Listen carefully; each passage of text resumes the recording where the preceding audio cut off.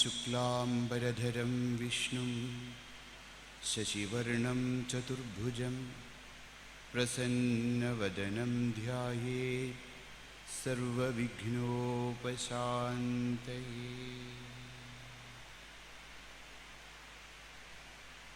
വെള്ളപ്പളുങ്കു നിറമൊത്ത വിദഗ്ധരൂപി കള്ളം കളഞ്ഞു കമലത്തിലെഴുന്ന ശക്തി, വെള്ളത്തിലെത്തിരകൾ തള്ളിവരും കണക്ക് എന്നുള്ളത്തിൽ വന്നു വിളയാടുക സരസ്വതീ നീ.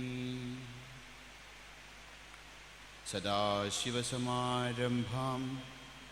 ശങ്കരാചാര്യമധ്യമാം അസ്മദാചാര്യപര്യന്താം വന്ദേ ഗുരുപരമ്പരാം.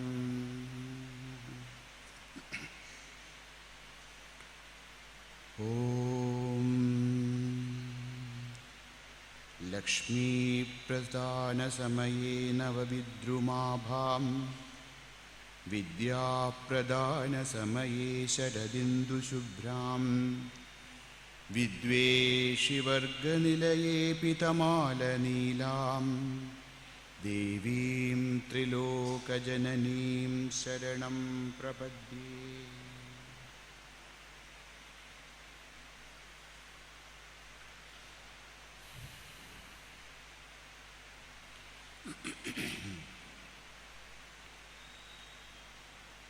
ഇന്നലെ നമ്മൾ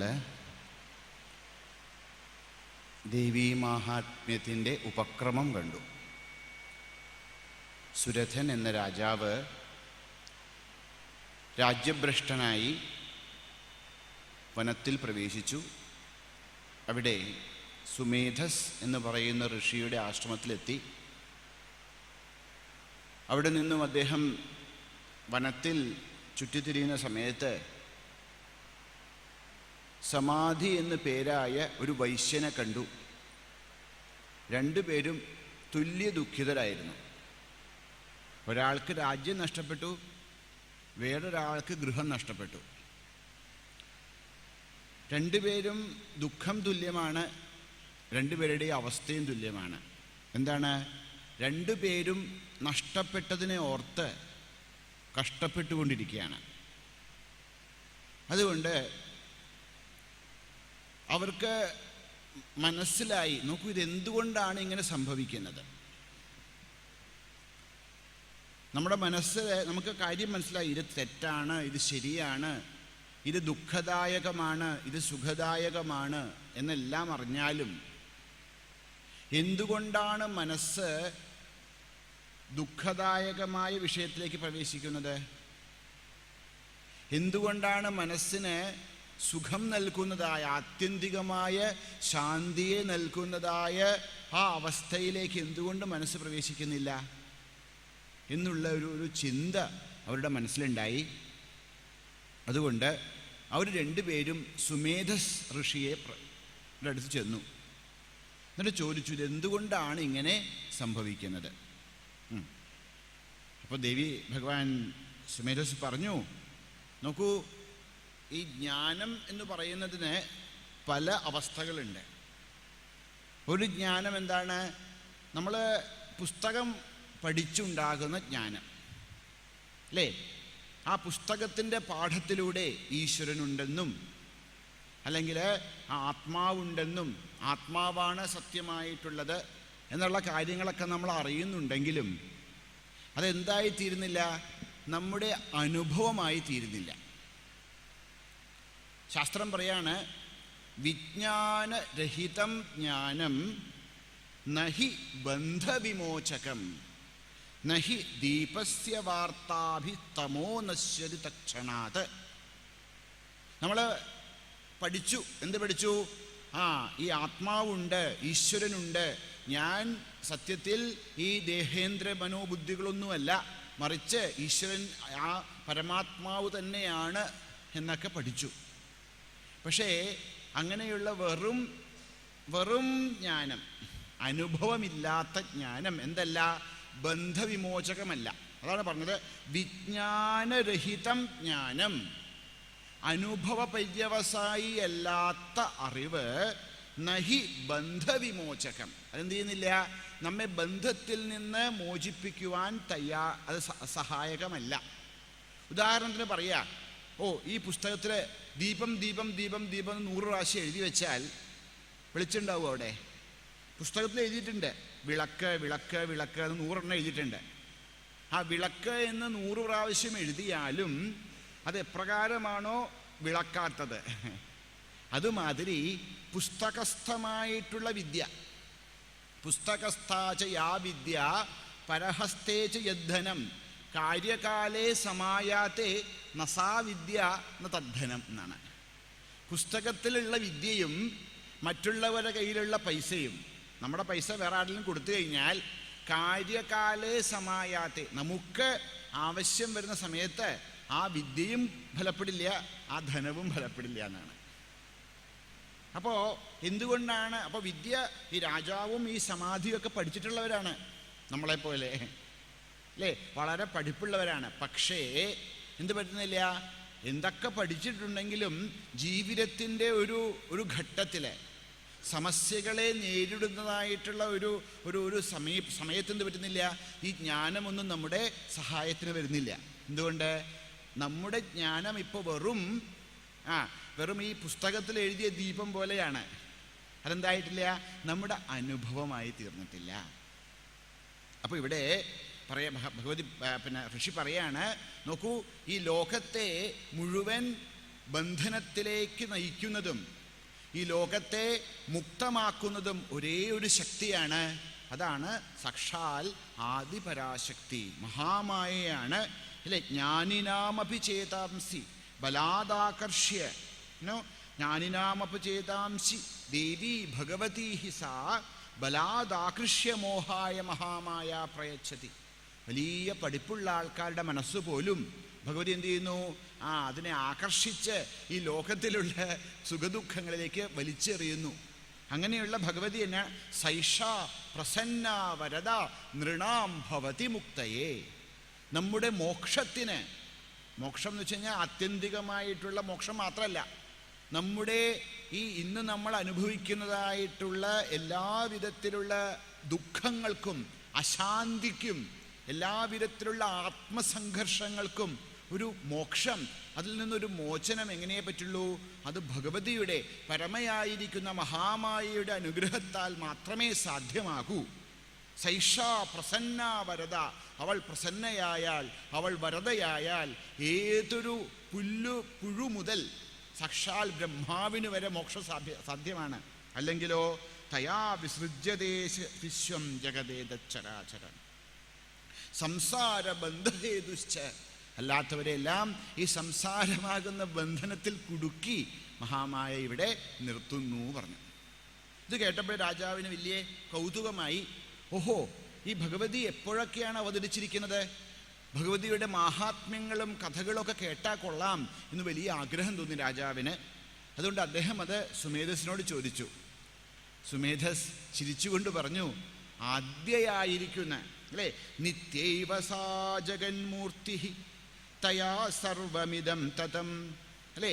ഭഗവതി ആരാണ്? അത് നിത്യ തന്നെയാണ്, ഒരിക്കലും നാശമില്ലാത്ത സത്യസ്വരൂപിണിയായ നിത്യസ്വരൂപിണിയായ പരമാത്മാവാണ് ഭഗവതി. അവളാലാണ് ഈ ലോകം മുഴുവൻ എന്തിരിക്കുന്നത്?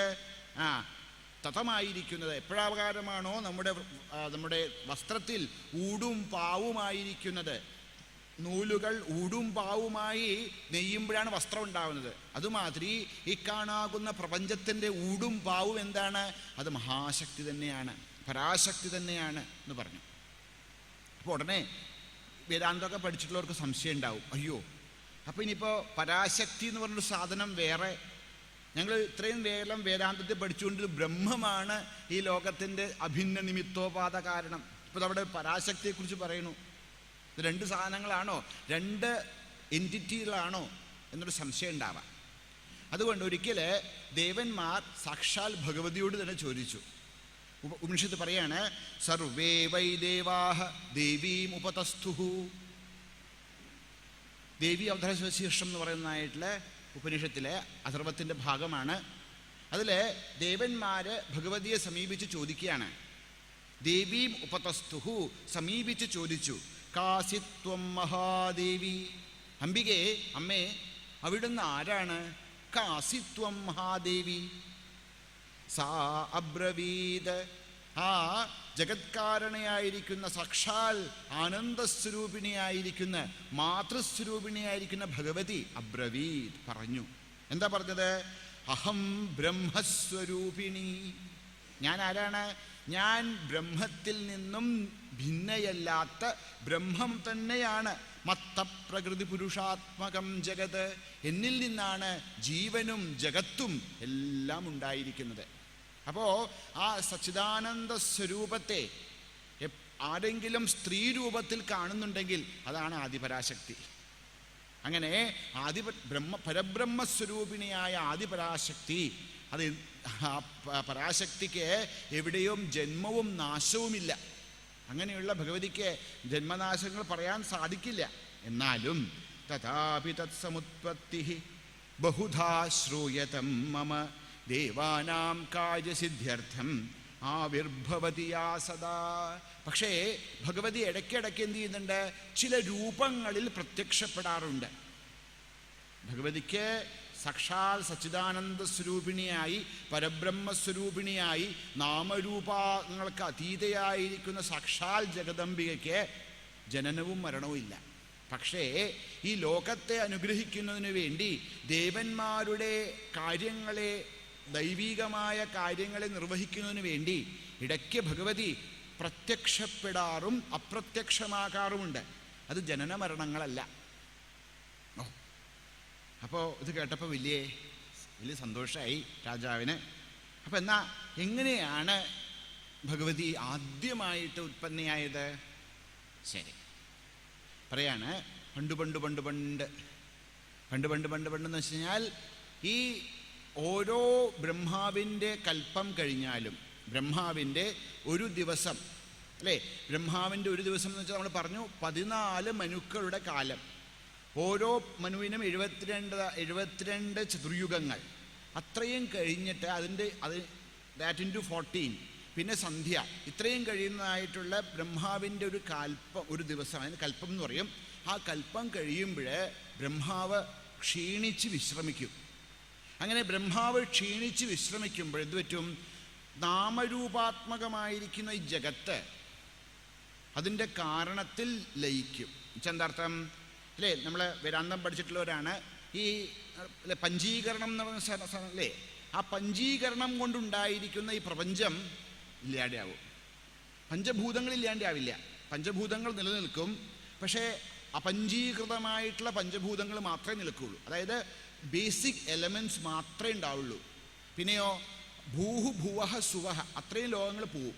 മഹഹ ജനഹ തപഹ സത്യം, അത്ര ലോകങ്ങൾ നിലനിൽക്കുകയും ചെയ്യും. അതായത് ബ്രഹ്മാവിൻ്റെ ഒരു രാത്രിയിൽ അങ്ങനെ ബ്രഹ്മാവ് ഉറങ്ങിക്കൊണ്ടിരിക്കുന്ന സമയമാണ്, വിശ്രമിച്ചുകൊണ്ടിരിക്കുന്ന സമയമാണ്. ആസ്തീര്യശേഷമഭജത് കൽപ്പാന്തേ ഭഗവാൻ പ്രഭു തദാദ്വാവസുരൗ ഘോരൗ വിഖ്യാതൗ മധുകൈടഭൗ വിഷ്ണുകർണമലോദ്ഭൂതൗ ഹന്തും ബ്രഹ്മാണമുദ്യതൗ. അങ്ങനെ സൃഷ്ടിയെല്ലാം ഇല്ലാതെ ആയപ്പോൾ ഭഗവാൻ ശ്രീ മഹാവിഷ്ണു ശേഷശായിയായി എന്നാണ്. തനിക്കിപ്പോൾ അല്ലെ, ഭഗവാന്റെ കർമ്മം എന്താണ്? പാലനമാണ്. പാലിക്കണമെങ്കിൽ എന്ത് ചെയ്യണം? ആരെങ്കിലും ഉണ്ടായിരിക്കണം. നാമരൂപകമായിട്ടുള്ള ജഗത്തുള്ളപ്പോഴേ പാലനം എന്നുള്ള ക്രിയ ആവശ്യമുള്ളൂ. ബ്രഹ്മാവ് ഉറക്കത്തിലേക്ക് പോയപ്പോൾ എല്ലാ നാമരൂപാത്മകമായ ജഗത്ത് അതിൻ്റെ കാരണമായിരിക്കുന്ന പഞ്ചഭൂതങ്ങളിലേക്ക് തിരിച്ചുപോയി. ജീവന്മാരും ബ്രഹ്മാവിൽ പ്രവേശിച്ചുറങ്ങി. അങ്ങനെ ഇരിക്കുന്ന സമയത്ത് രക്ഷിക്കാൻ ആരുമില്ലാത്തത് കൊണ്ട് ശ്രീ മഹാവിഷ്ണു ശേഷശായിയായി. എന്താ ശേഷം? കൽപ്പം, സമയം എന്നർത്ഥം. കാലരൂപിയാകുന്ന ശേഷനിൽ ഈശ്വരൻ പള്ളി കൊണ്ടു എന്നർത്ഥം. അങ്ങനെ ഇരിക്കുന്ന സമയത്ത് എന്തു പറ്റി? ഒരു പ്രത്യേക സംഭവം ഉണ്ടായി. എന്താ ഉണ്ടായെന്നറിയോ? ഭഗവാന്റെ കർണങ്ങൾ, ഭഗവാന്റെ ചെവിയിൽ നിന്നും കർണമലം ചെപ്പിക്കാട്ടം എന്ന് മലയാളത്തിൽ പറയുന്നതായ സാധനം, അത് ഒലിച്ചിട്ട് ഈ കാരണജലത്തിൽ വീണു. അപ്പം എന്തായി? ഉടനെ അതിൽ നിന്ന് 2 അസുരന്മാരുണ്ടായി. എന്താ അവരുടെ പേര്? അവരുടെ പേരായിരുന്നു മധുവും കൈടഭനും. ഭഗവാന്റെ കർണമലത്തിൽ നിന്നും 2 അസുരന്മാർ ആവിർഭവിച്ചു. മധു എന്നും കൈടഭൻ എന്നും പറയുന്ന 2 അസുരന്മാർ. ഇനി കുറച്ച് കഥ ഇവിടെ പറയുന്നതല്ല, ദേവി ഭാഗവത്തിൽ പറയാണ്. അപ്പോൾ ഈ മധു എന്നും കൈടഭൻ എന്നും പറയുന്ന 2 അസുരന്മാരുണ്ടായി. അവര് ജനിച്ച് നോക്കിയപ്പോൾ ഒന്നും കാണാനില്ല, അല്ലേ? വെറും കാരണജലം മാത്രമേ ഉള്ളൂ, വേറെ ഒന്നും കാണാനില്ല. അവരങ്ങനെ ചുറ്റിത്തിരിഞ്ഞ് നോക്കിയപ്പോൾ അവരൊരു ശബ്ദം കേട്ടു. എന്താ ശബ്ദം കേട്ടത്? ഹ്രീം ഹ്രീം ഹ്രീം ഹ്രീം.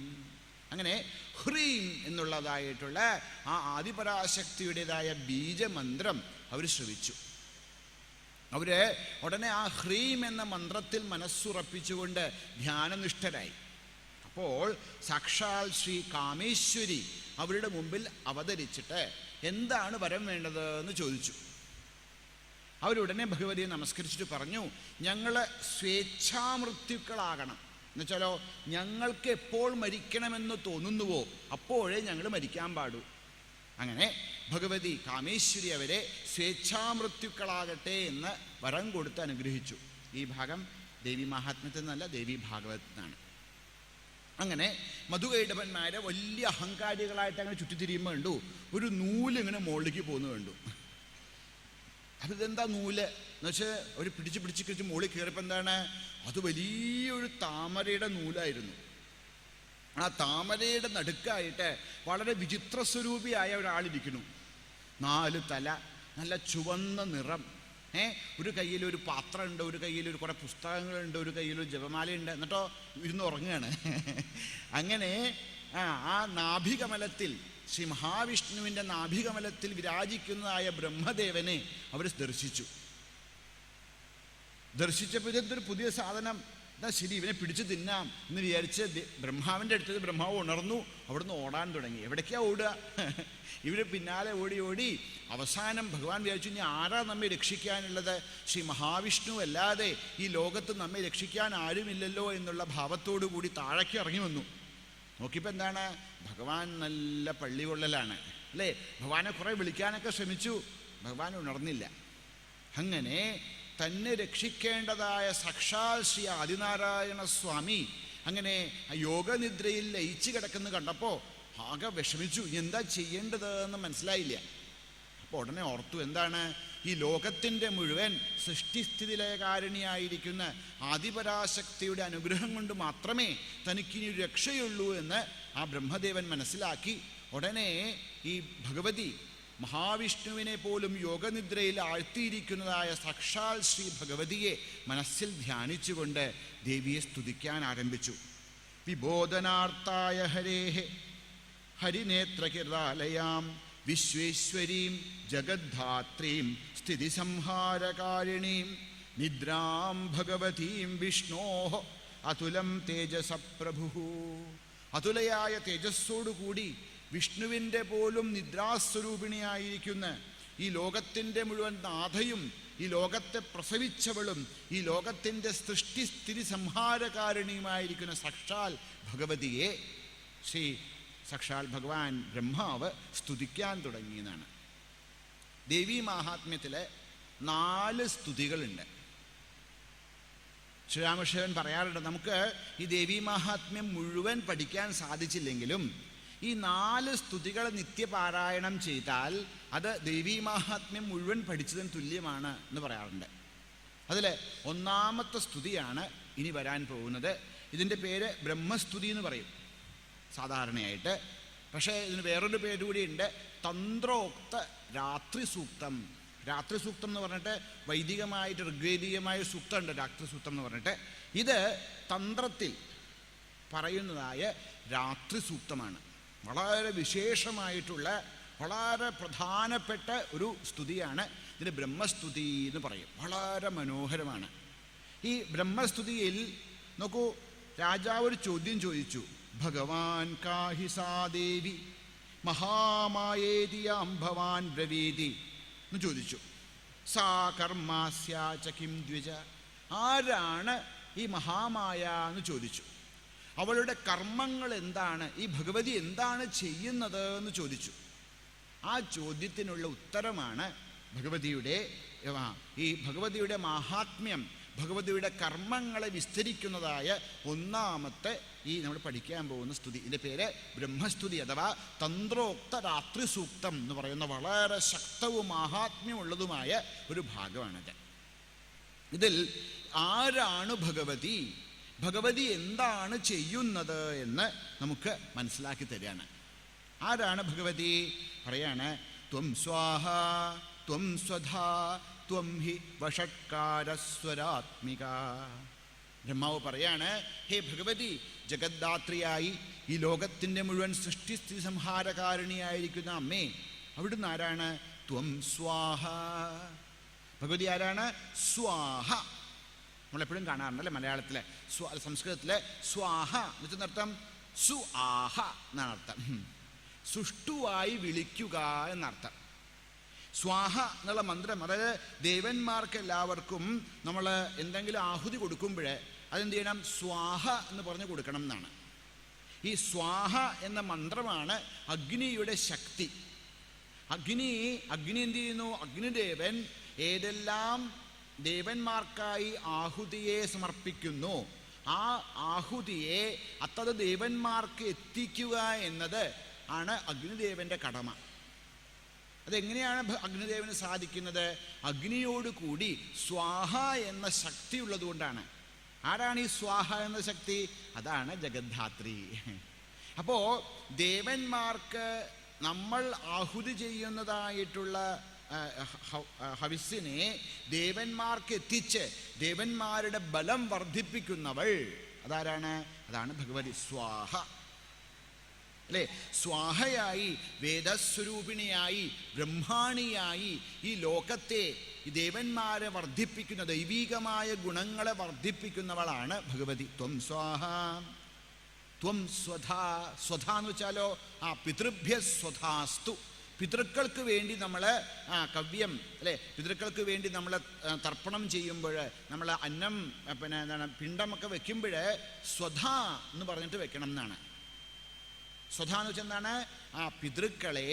പിതൃക്കൾക്ക് എപ്രകാരമാണോ സ്വാഹ ദേവന്മാർക്ക് ഈ ബലത്തെ കൊടുക്കുന്നുവോ അതുമാതിരി പിതൃക്കൾക്ക് ബലം കൊടുക്കുന്നവളാണ് സ്വധ.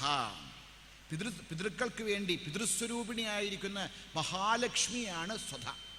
സ്വാഹ ആരാണ്? ബ്രഹ്മാണിയാണ്, അല്ലേ? ബ്രഹ്മസ്വരൂപിണിയാണ്.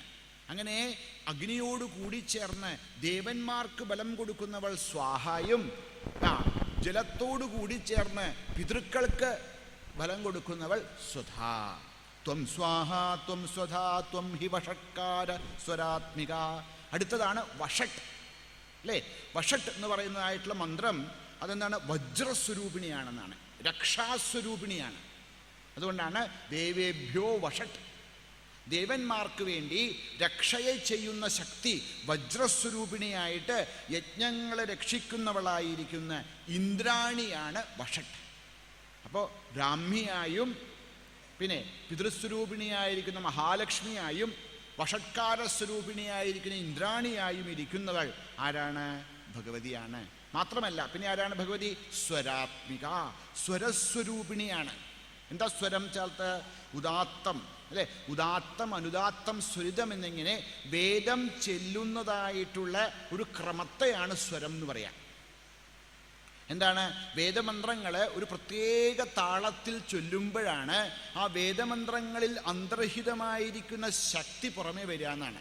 അപ്പോൾ എപ്രകാരമാണോ ഒരു പശുക്കുട്ടി പശുവിൻ്റെ മുല ചുരത്തി അല്ലെ അതിനെ കുടിച്ചിട്ട് പാലിനെ പുറത്തേക്ക് വരുത്തുന്നത്, അതുമാതിരി വേദങ്ങളിൽ അന്തർനിഹിതമായിരിക്കുന്ന വൈദിക ശക്തിയെ പുറത്തേക്ക് കൊണ്ടുവരണമെങ്കിൽ ഉദാത്താദികളായ സ്വരങ്ങൾ തെറ്റാതെ ചെല്ലണം എന്നാണ്.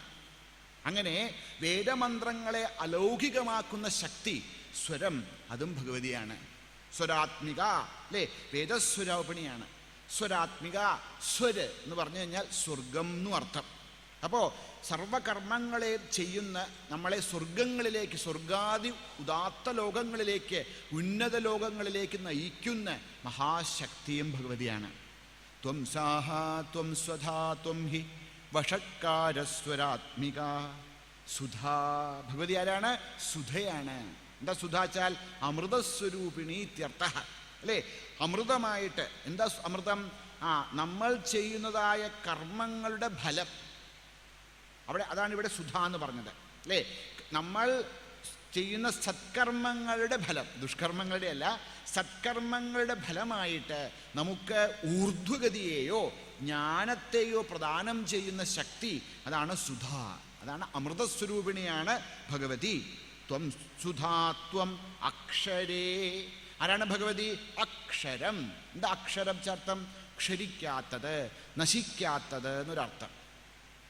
മാത്രമല്ല, നോക്കൂ, അതാണ് സംസ്കൃതത്തിൻ്റെ ഭംഗി. എന്താ അക്ഷരം? ആ മുതൽ ക്ഷ വരെയുള്ളത് എന്നർത്ഥം. ആ ആ ഇ ഈ ഉ ഊ അങ്ങനെ ചെല്ലി ചെന്ന് വന്നാൽ ക ഖ ച ച ട എന്ന് ക്ഷ വരയ്ക്കുള്ളത്. അതാണ് അക്ഷ. ആ മുതൽ ക്ഷ വരെ ഇരിക്കുന്ന സർവവർണ്ണങ്ങളും. ഈ ലോകത്ത് നമ്മൾ എന്തെല്ലാം സംസാരിക്കുന്നാലും ആ സംസാരിക്കുന്നതെല്ലാം ഓരോ പദങ്ങളും എന്താണ്? ആ മുതൽ ക്ഷ വരെയുള്ളതാണ്. അതുകൊണ്ട് ആരാണ് ഭഗവതി? അക്ഷരയാണ്, നശിക്കാത്തവളാണ്. അക്ഷരം ഹി പരം ബ്രഹ്മ അല്ലേ? അക്ഷരം തന്നെയാണ് പരബ്രഹ്മം. ബ്രഹ്മസ്വരൂപിണിയാണ് ഭഗവതി. ത്വമക്ഷരേ നിത്യേ. ഒരിക്കലും മരണമില്ലാത്ത. എന്തുകൊണ്ടാണ് മരണമില്ലാത്തത്?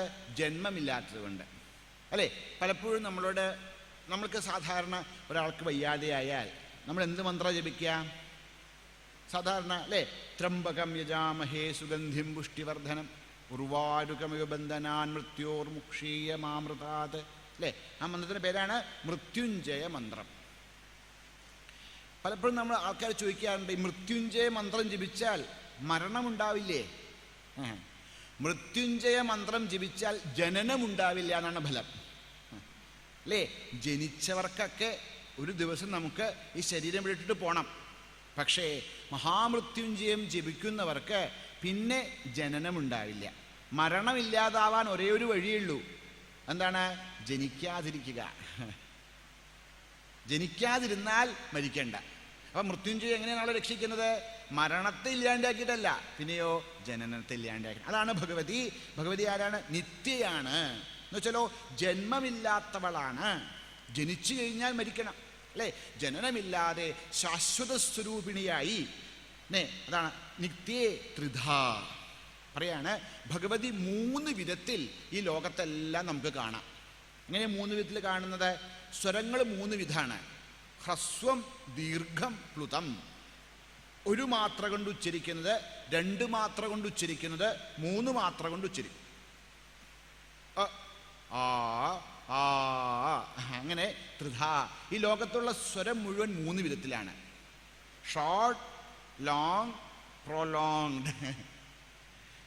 പിന്നെ ത്രിധ എന്ന് വെച്ച് കഴിഞ്ഞാൽ അടുത്തെന്താണ്? ഈ ലോകം മുഴുവൻ പ്രണവസ്വരൂപമാണ്. പ്രണവത്തിന് 3 മാത്രകളാണ്. അകാര, ഉകാര, മകാരാഹ.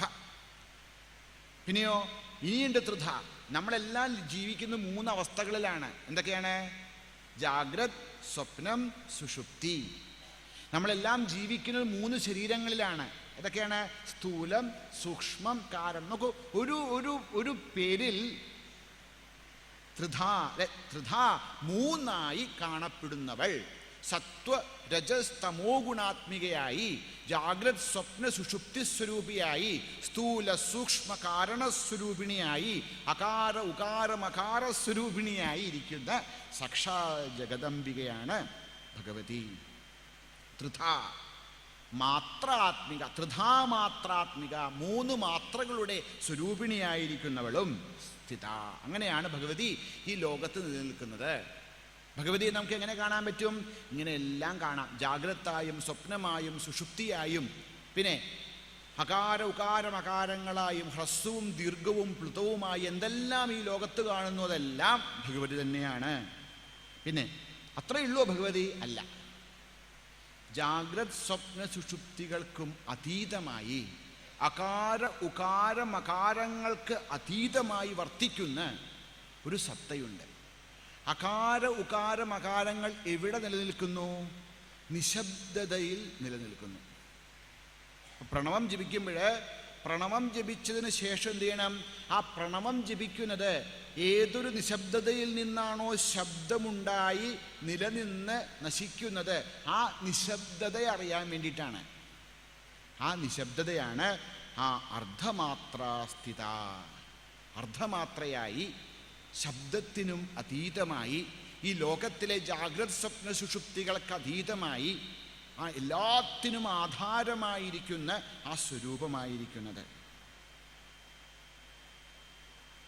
അതാണ് യാ അനുച്ഛാര്യ. എന്താണ് ഇവിടെ അർദ്ധമാത്ര ചേർത്തം? അനുച്ഛാര്യ, പറയാൻ സാധിക്കാത്തത്. യഥോ വാചോ നിവർത്തന്തേ അപ്രാപ്യ മനസാസഹ. അല്ലേ, വാക്കിനും മനസ്സിനും പ്രവേശിക്കാൻ സാധിക്കാത്ത, അല്ലേ, എല്ലാത്തിലും ശ്രീരാമകൃഷ്ണൻ പറയും എച്ചിലാകാത്തതായിട്ട് ഒന്നേ ഉള്ളൂ ഈ ലോകത്ത്. അതെന്താണ്? അത് ബ്രഹ്മമാണ്. ആ ബ്രഹ്മമാണ് ഭഗവതി. അതാണ് നമ്മുടെ അർദ്ധമാത്രാസ്ഥിത, നിത്യ, ഒരിക്കലും നാശമില്ലാതെ എല്ലാ കാലത്തും നിലനിൽക്കുന്ന ഭഗവതി. യാ അനുച്ഛാര്യ വിശേഷതഃ. ഒരാൾക്കും ഭഗവതിയെ ഉച്ചരിക്കാൻ സാധിക്കില്ല. അതാണ് ശ്രീരാമകൃഷ്ണൻ പറയാ, അത് ദേവി മാത്രമേ ഉള്ളൂ, ഒരേ ഒരു കാര്യം മാത്രമേ ഉള്ളൂ ഉച്ഛിഷ്ടമാകാത്തത്, എച്ചിലാകാത്തത്.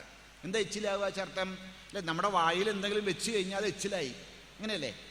പക്ഷേ ദേവി അല്ലെങ്കിൽ സത്യം ഒരിക്കലും എച്ചിലായിട്ടില്ല എന്നാ. എന്തുകൊണ്ടാ? ഒരിക്കലും നമുക്ക് നമ്മുടെ മുഖം കൊണ്ട്, വായ കൊണ്ട് ഇന്നതാണ് എന്ന് പറഞ്ഞ് തീർക്കാൻ പറ്റാത്തതാണ്. അതാണ് യാ അനുച്ഛാര്യ വിശേഷതഃ. അനുച്ഛാര്യമായി ഒരിക്കലും പറഞ്ഞ് ഇതാണ് എന്ന് പറഞ്ഞ് സ്ഥാപിക്കാൻ സാധിക്കാത്തവളായിരിക്കുന്ന പരബ്രഹ്മസ്വരൂപിണിയാണ് ഭഗവതി. പിന്നെ പറയാണ്, ത്വമേവ സന്ധ്യാ സാവിത്രി ത്വം ദേവി ജനനീ പരാ ത്വയൈതദ്ധാര്യതേ വിശ്വം ത്വയൈതത്സൃജ്യതേ ജഗത്. ഭഗവതി ത്വമേവ സന്ധ്യ. ഭഗവതി അവിടുന്ന് തന്നെയാണ് സന്ധ്യ. എന്താ സന്ധ്യ ചർത്തം? സന്ധിക്കുന്നത്, ഒരുമിച്ച് ചേരുന്നത് എന്നർത്ഥം. എവിടെയെല്ലാം സന്ധിയുണ്ടോ ആ സന്ധി ഭഗവതിയാണ്. എവിടെയെല്ലാം സംയോഗം സംഭവിക്കുന്നുണ്ടോ ആ സംയോഗം ഭഗവതിയാണ്. അല്ലേ? എന്താ സന്ധ്യ? പ്രാതസന്ധ്യ, മാധ്യന്തിനിക സന്ധ്യ, പിന്നെ സായം സന്ധ്യ. അല്ലേ? അതായത് രാത്രിയും പകലും യോജിക്കുന്നത്, അതാണ് പ്രാതസന്ധ്യ. പകലും രാത്രിയും യോജിക്കുന്നതാണ് സായം സന്ധ്യ. അങ്ങനെ സായം സന്ധ്യ, അല്ലേ, സായമസ്തമയാത് പശ്ചാത്ത്, അല്ലേ, അങ്ങനെ രണ്ട് സന്ധ്യകളുണ്ടെന്നാണ്. ഈ സന്ധ്യകൾ വളരെ പ്രധാനപ്പെട്ടതാണ്. എന്തുകൊണ്ട്? ഈ സന്ധ്യകളിൽ ശ്രീ പരമേശ്വരൻ സഞ്ചരിക്കുന്നു എന്നാണ് വെപ്പ്. തൻ്റെ വൃഷഭവാഹനത്തിലേറി ഭഗവാൻ പരമേശ്വരൻ സന്ധ്യാസമയത്ത് സഞ്ചരിച്ചു കൊണ്ടിരിക്കുന്നു എന്നാണ്. അതുകൊണ്ട് എന്ത് ചെയ്യണം? നമ്മളെല്ലാവരും ആ സമയത്ത് അടങ്ങി ഇരുന്നു കൊണ്ട് ഭഗവൻ നാമങ്ങൾ ജപിച്ചു കൊള്ളണം. എന്താ ഇതിൻ്റെ അർത്ഥം? ഈ സന്ധ്യാസമയത്തിൻ്റെ ഒരു വിശേഷത എന്ന് വെച്ച് കഴിഞ്ഞാൽ, നമ്മുടെ പ്രാണൻ, അല്ലേ, നമുക്ക് എപ്പോഴെങ്കിലും നോക്കി അറിയാം, നമ്മുടെ പ്രാണൻ എപ്പോഴും ഒരേപോലെയല്ല. ഒന്നെങ്കിൽ നമ്മുടെ ഇടതുമൂക്ക് അടഞ്ഞിരിക്കും, അല്ലെങ്കിൽ വലതുമൂക്ക് അടഞ്ഞിരിക്കും. പക്ഷേ ആ സന്ധ്യാസമയത്ത് രണ്ടു പ്രാണനും തുല്യമാക്കുന്ന സമയമാണ്. എന്നുവെച്ചാൽ അർത്ഥം, ആ സമയം ഈശ്വരൻ്റെ ഉപാസനയ്ക്ക് വേണ്ടി ഏറ്റവും യോജിച്ച സമയമാണ്. അപ്പം എന്ത് ചെയ്യണം? ആ സന്ധ്യാസമയത്ത് വിളക്ക് വെച്ച് ഭഗവൻ നാമം ജപിക്കണം. അല്ലാതെ ടി വി കണ്ടുകൊണ്ടിരുന്നാൽ അവസാനം നമ്മൾ ടി വി ആയിപ്പോവും. അതുകൊണ്ട് അതാണ് ഭഗവതി ത്വമേവ സന്ധ്യ, അല്ലേ, സന്ധ്യയായി. അപ്പോൾ സന്ധ്യ എന്ന് പറഞ്ഞു കഴിഞ്ഞാൽ ദിവസത്തിൻ്റെ സന്ധ്യ മാത്രമല്ല, നമ്മുടെ ഓരോരുത്തരുടെയും ജീവിതത്തിലെ സന്ധ്യ ഭഗവതിയാണ്. പക്ഷെ എന്താർത്ഥം? എവിടെയെല്ലാം സന്ധി സംഭവിക്കുന്നുവോ, എവിടെയാണ് സന്ധി ഉണ്ടായത്? നമ്മൾ നമ്മുടെ മാതൃഗർഭത്തിൽ നിന്നും പുറമേക്ക് വരുന്ന ആ സമയം, അതൊരു സന്ധ്യയാണ്. ഇനിയോ ഈ ജീവിതം വിട്ട് ഊർധ്വലോകങ്ങളിലേക്ക് പോകുന്നൊരു സന്ധ്യയാണ്, അല്ലേ? അങ്ങനെ ജീവിതത്തിൽ ഒരുപാട് സന്ധ്യകളിലൂടെ നമ്മൾ പോകുന്നുണ്ട്. ആ സന്ധ്യകൾ മുഴുവൻ ഭഗവതി തന്നെയാണ്. ജനനരൂപിയായും മരണരൂപിയായും ഇരിക്കുന്നത് ഭഗവതി തന്നെയാണ്. ത്വമേവ സന്ധ്യ സാവിത്രി. സാവിത്രി എന്നർത്ഥം സവിതാവിൻ്റെ ശക്തി എന്നർത്ഥം. എന്താ സവിതാവ് ചർത്ഥം? സൂഞ്ഞ് പ്രാണിപ്രസവേ എന്ന് പറഞ്ഞിട്ടൊരു ധാതു ഉണ്ട് സംസ്കൃതത്തിൽ. സൂതി ചില പ്രസവിക്കുക എന്നർത്ഥം. പ്രസവം, സവ്, സൂ എന്നുള്ള ധാതുവാണ്. അപ്പം ആരാണ് ഈ സവിത? അല്ലേ, സൂര്യനെ കുറിച്ച് സവിത എന്ന് പറയാറുണ്ട്. സവിത എന്ന് വെച്ചാൽ ആരാണ്? സൂര്യനാണ്. ഇപ്പോൾ ചിലപ്പോൾ ഞാൻ എവിടെയൊക്കെ കണ്ടിട്ടുണ്ട് സവിത എന്നുള്ള പെൺകുട്ടികളുടെ പേരായിട്ട്. സത്യത്തിൽ സവിത എന്നുള്ളത് ആ ശബ്ദം സൂര്യൻ്റെ പര്യായമാണ് സവിത. anyhow, so സവിത എന്നർത്ഥം ഈ ലോകത്തെ മുഴുവൻ പ്രസവിക്കുന്നവൻ എന്നർത്ഥം. ഈ ലോകത്തെ മുഴുവൻ സൃഷ്ടിക്കുന്നവൻ എന്നർത്ഥം. ആ സവിതാവിൻ്റെ ശക്തിയാണെന്ന് പറയാ സാവിത്രി എന്ന് പറയാം. സൂര്യന് 2 ശക്തികളുണ്ട്. ഒന്ന് സവിത സാവിത്രി, വേറൊന്ന് ഗായത്രി. സൂര്യൻ്റെ 2 ശക്തികളാണ് സാവിത്രിയും ഗായത്രിയും. സാവിത്രി ചെന്നർത്ഥം ക്രിയേറ്റീവ് പവർ എന്നർത്ഥം അല്ലേ. സൂര്യൻ എന്ത് ചെയ്യുന്നു? ഈ ലോകത്തെ മുഴുവൻ ക്രിയേറ്റ് ചെയ്യുന്നുണ്ട്. ഈ ലോകത്തെ മുഴുവൻ സൃഷ്ടിക്കുന്നതിനുള്ള ശക്തിയാണ്. നമുക്കെല്ലാവർക്കും അറിയാം, നമ്മളൊക്കെ ശാസ്ത്രം പഠിക്കുന്നവരാണ്. ഈ ലോകം, നമ്മുടെ ലോകം നിലനിൽക്കുന്നത് എന്തുകൊണ്ടാണ്? സൂര്യനുള്ളത് കൊണ്ടാണ് അല്ലേ. ഇവിടെ ജലമുണ്ടാക്കുന്നതും ജീവനുണ്ടാക്കുന്നതും വർഷമുണ്ടാക്കുന്നതും ഒക്കെ സൂര്യനുള്ളത് കൊണ്ടാണ്. അല്ലാതെ സൂര്യനല്ലാതെ ഈ കാണാകുന്ന യാതൊരു ഊർജത്തിനും നിദാനമില്ല. Directly or indirectly all energy comes from him. So ഈ ലോകം മുഴുവൻ സൃഷ്ടിച്ചിരിക്കുന്ന ശക്തിയാണ് എന്ത് പറയുന്നത്? സാവിത്രി എന്ന് പറയാം. അത് ആരുടെ ശക്തിയാണ്? സൂര്യൻ്റെ ശക്തിയാണ്. സൂര്യന് വേറൊരു ശക്തിയുണ്ട്. അതെന്താണ്? ഗായത്രി. ഗായന്തം ത്രായതേ ഇതി ഗായത്രി. അപ്പോഴേ സൃഷ്ടിയും സ്ഥിതിയും, ഈ സൃഷ്ടിക്കുവാനും അത് രക്ഷിക്കുവാനും പാലിക്കുവാനുമുള്ള 2 ശക്തികളെയാണ് ഗായത്രി എന്നും സാവിത്രി എന്നും പറയുന്നത്. ഭഗവതിയാണ് ആര്? ഭഗവതി തന്നെയാണ് സാവിത്രി, ഭഗവതി തന്നെയാണ് ഗായത്രിയും. സാവിത്രി ത്വം ദേവി ജനനീ പരാ. ഈ ലോകത്തിലെ ചരാചരങ്ങൾക്ക് മുഴുവൻ ജനനിയായി അമ്മയായിരിക്കുന്നവൾ ഭഗവതിയാണ്. ത്വയൈതദ്ധാര്യതേ വിശ്വം ത്വയൈതത് സൃജ്യതേ ജഗത് ത്വയൈതത് പാല്യതേ ദേവി ത്വമത്സ്യന്തേ സർവദാ. ഭഗവതി അവിടുന്ന് എന്ത് ചെയ്യുന്നു? എപ്രകാരമാണോ ഈ ത്വയൈതദ്ധാര്യതേ, അമ്മയാണ് ഈ ലോകത്തെ മുഴുവൻ ധരിച്ചു കൊണ്ടിരിക്കുന്നത്. ഈ ലോകത്തിന് മുഴുവൻ ആധാരമായി ഈ ലോകത്തെ മുഴുവൻ വഹിച്ചു കൊണ്ടിരിക്കുന്നത് അമ്മയാണ്. ത്വയൈതത് സൃജ്യതേ, അമ്മയാണ് ഈ പ്രപഞ്ചത്തെ മുഴുവൻ സൃഷ്ടിച്ചിരിക്കുന്നത്. അമ്മയാണ് ഇതിനെ പാലിച്ചു കൊണ്ടിരിക്കുന്നത്.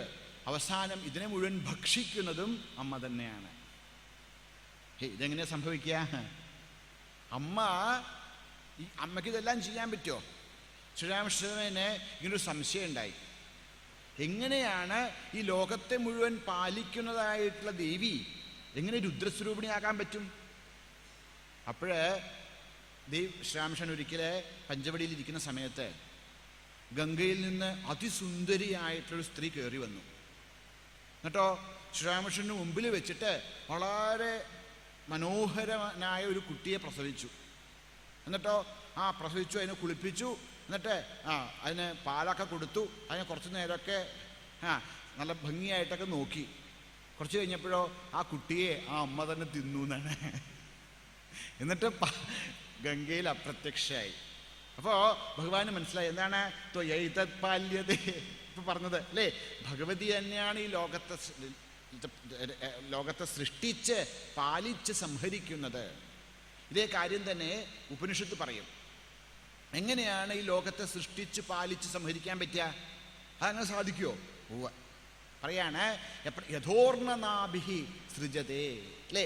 എപ്രകാരമാണോ ഒരു ഊർണനാഭി, ഊർണനാഭി എന്ന് വെച്ച് കഴിഞ്ഞാൽ ഒരു 8 കാലി അല്ലേ. ആ 8 കാലിയാണ് എന്ത് ചെയ്യുന്നത്? 8 കാലി ഇങ്ങനെ മുകളിലേക്ക് വരുന്നത്, താഴേക്ക് വരുന്നതാണ്. അപ്പോൾ അതിൻ്റെ ശരീരത്തിൽ നിന്നും അതൊരു നൂലുണ്ടാക്കി. എന്നിട്ടോ ആ നൂലിനെ നിലനിർത്തുന്ന ആരാണ്? 8 കാലിയാണ്. അവസാനം എന്ത് ചെയ്യും? അത് വന്നതുപോലെ മുകളിലേക്കും പോവും. എന്ത് ചെയ്തു? ആ നൂലിനെ മുഴുവൻ ഉള്ളിലേക്ക് അടക്കുകയും ചെയ്തു. അതുപോലെ ഈ ലോകത്തെ മുഴുവൻ സൃഷ്ടിച്ച് സ്ഥിതി ചെയ്യിച്ച് അതിനെ മുഴുവൻ ഉള്ളിലേക്കെടുക്കുന്ന മഹാശക്തിയാണ് ഭഗവതി. അപ്പോൾ രുദ്രൻ ബ്രഹ്മാവായും മഹാവിഷ്ണുവായും പരമേശ്വരനായും ഈ ലോകത്തിലെ സൃഷ്ടി സംഹാരങ്ങളെ ചെയ്യുന്നവളാണ് ഭഗവതി. സ്ഥിതിരൂപാം ത്രിസൃഷ്ടാ സൃഷ്ടിരൂപാത്വം സ്ഥിതിരൂപാച പാലനേ തഥാ സംഹൃതിരൂപാന്തേ ജഗദോസ്യ ജഗന്മയേ. അങ്ങനെ രജസ്വരൂപിണിയായി രജോ ഗുണാത്മികയായി ലോകത്തെ സൃഷ്ടിച്ച് സത്വഗുണാത്മികയായി ഈ ലോകത്തെ മുഴുവൻ പ്രതിപാലിച്ച് തമോ ഗുണാത്മികയായി ലോകത്തെ മുഴുവൻ ഉള്ളിലേക്ക് വലിക്കുന്നതായ ആ മഹാശക്തിയാണ് അംബികെ. അമ്മയ്ക്ക് നമസ്കാരം. ജഗന്മയേ, ഈ ജഗത്തിൻ്റെ മുഴുവൻ സ്വരൂപിണിയായി അല്ലേ. ഈ കാണുന്നത് അന്യത് കിഞ്ചന മിഷത, ഈ ലോകത്ത് വേറെ ഒന്നില്ല, പരബ്രഹ്മമല്ലാതെ വേറൊന്നില്ല. അങ്ങനെ ഈ ജഗത്തായി ഭാസിക്കുന്നവളായ ഭഗവതിക്ക് നമസ്കാരം. ഇനി ആരാണ് ഭഗവതി? മഹാവിദ്യ മഹാമായ. ഭഗവതി എങ്ങനെയുള്ളതാണ്? മഹാവിദ്യയാണ്. മഹാവിദ്യ ചർത്തം പരമയായ വിദ്യയാണ്.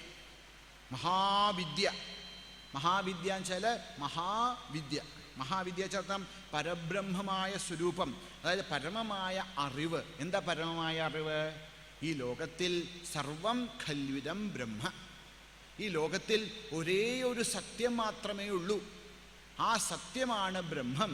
ആ ബ്രഹ്മമാണ് ഞാൻ. അഹം ബ്രഹ്മാസ്മി എന്നുള്ള അറിവ്. അതാണ് മഹാവിദ്യ. ഇനി ആ ഭഗവതി തന്നെയാണ് മഹാ അവിദ്യ. സംസ്കൃതത്തിന് ചില കളികളൊക്കെ ഉണ്ട്. മഹാവിദ്യ ഒരുമിച്ച് പറഞ്ഞാൽ പരമമായ വിദ്യ. ഇനി മഹാവിദ്യ എന്നുള്ളത് അതിനെ സ്പ്ലിറ്റ് ചെയ്തിട്ട് പറയാം, മഹാ അവിദ്യ എന്നും പറയാം.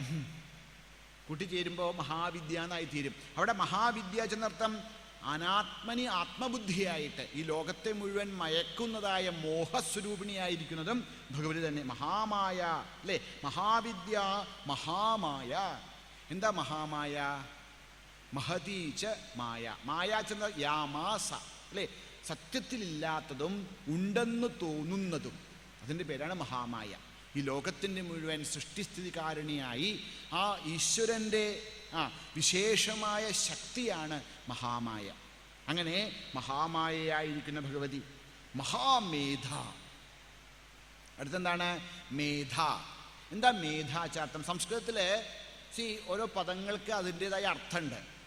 നമ്മളതൊക്കെ വേറെ ഭാഷകളിലേക്ക് ട്രാൻസ്ലേറ്റ് ചെയ്യുമ്പോൾ എല്ലാം ഒരേപോലെ. മഹാമായ മേധ എന്ന് പറഞ്ഞാൽ ഇൻ്റലിജൻസ്, ബുദ്ധി എന്ന് പറഞ്ഞാൽ ഇൻ്റലിജൻസ്, അങ്ങനെയല്ല, വേറെ വേറെ അർത്ഥങ്ങളാണ്. എന്താ മഹാമേധാചാർത്ഥം?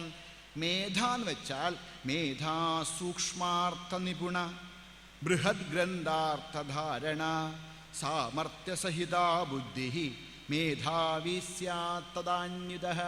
എന്താ മേധ എന്ന് വെച്ചാർത്ഥം? മേധ എന്ന് വെച്ചാൽ വലുതായ ശാസ്ത്രഗ്രന്ഥങ്ങളുടെ താല്പര്യം ഗ്രഹിക്കുവാനുള്ള കഴിവ് എന്നർത്ഥം അല്ലേ? ഒരു ശാസ്ത്രം അത് ആധ്യാത്മിക ശാസ്ത്രം മാത്രമാണെന്നില്ല. അത് ആസ്ട്രോഫിസിക്സ് ആവാം, അല്ലെങ്കിൽ കെമിസ്ട്രി ആവാം, ബയോളജി ആവാം. എന്തായാലും അതെടുത്ത് വായിക്കുമ്പോൾ ഈ വാക്കുകളുടെ ഇടയിൽ ഒളിഞ്ഞിരിക്കുന്നതായ തത്വത്തെ അറിയുവാനുള്ള ശക്തിയാണ് എന്ത് പറയുന്നത്? മേധ എന്ന് പറയുന്നത്. അതാരാണ്? മഹാമേധ ഭഗവതിയാണ്. ആ മഹാമേധസ്വരൂപിണിയായി ശാസ്ത്രത്തെ അല്ലേ അറിയുവാനുള്ള കഴിവ് അത് ഭഗവതിയാണ്. മഹാമേധ മഹാസ്മൃതി.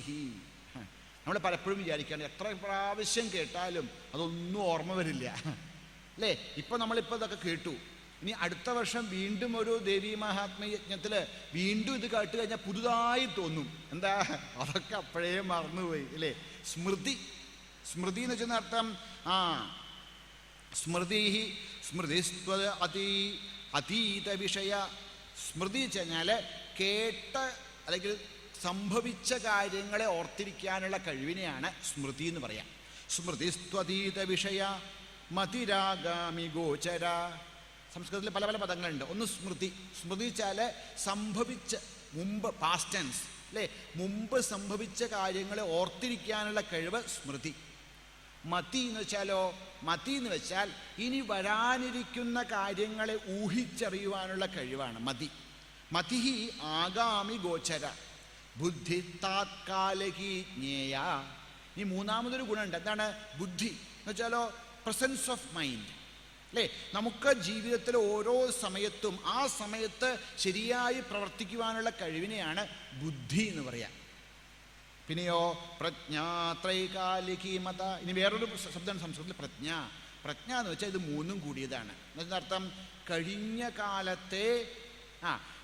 കാലത്തെ ഓർക്കുവാനും ഇനി വരാനിരിക്കുന്ന കാലത്ത് എന്തൊക്കെ സംഭവിക്കുമെന്നതിനെക്കുറിച്ച് കണക്ക് കൂട്ടുവാനും ഈ പ്രസന്റ് ടെൻസിൽ, ഈ വർത്തമാനകാലത്തിൽ നമ്മുടെ സ്മൃതിയെയും മതിയെയും ഉപയോഗിച്ച് യഥാർത്ഥമായ വളരെ തെറ്റില്ലാത്ത ഇറോണിയസ് നോഷൻസ് എല്ലാം മാറ്റി ശരിയായിട്ടുള്ള അറിവ് ഉണ്ടായി നമുക്ക് യഥാർത്ഥമായ ഏറ്റവും കൃത്യമായ തീരുമാനങ്ങൾ എടുക്കുവാൻ നമ്മെ സഹായിക്കുന്നതിൻ്റെ പേരാണ് പ്രജ്ഞ.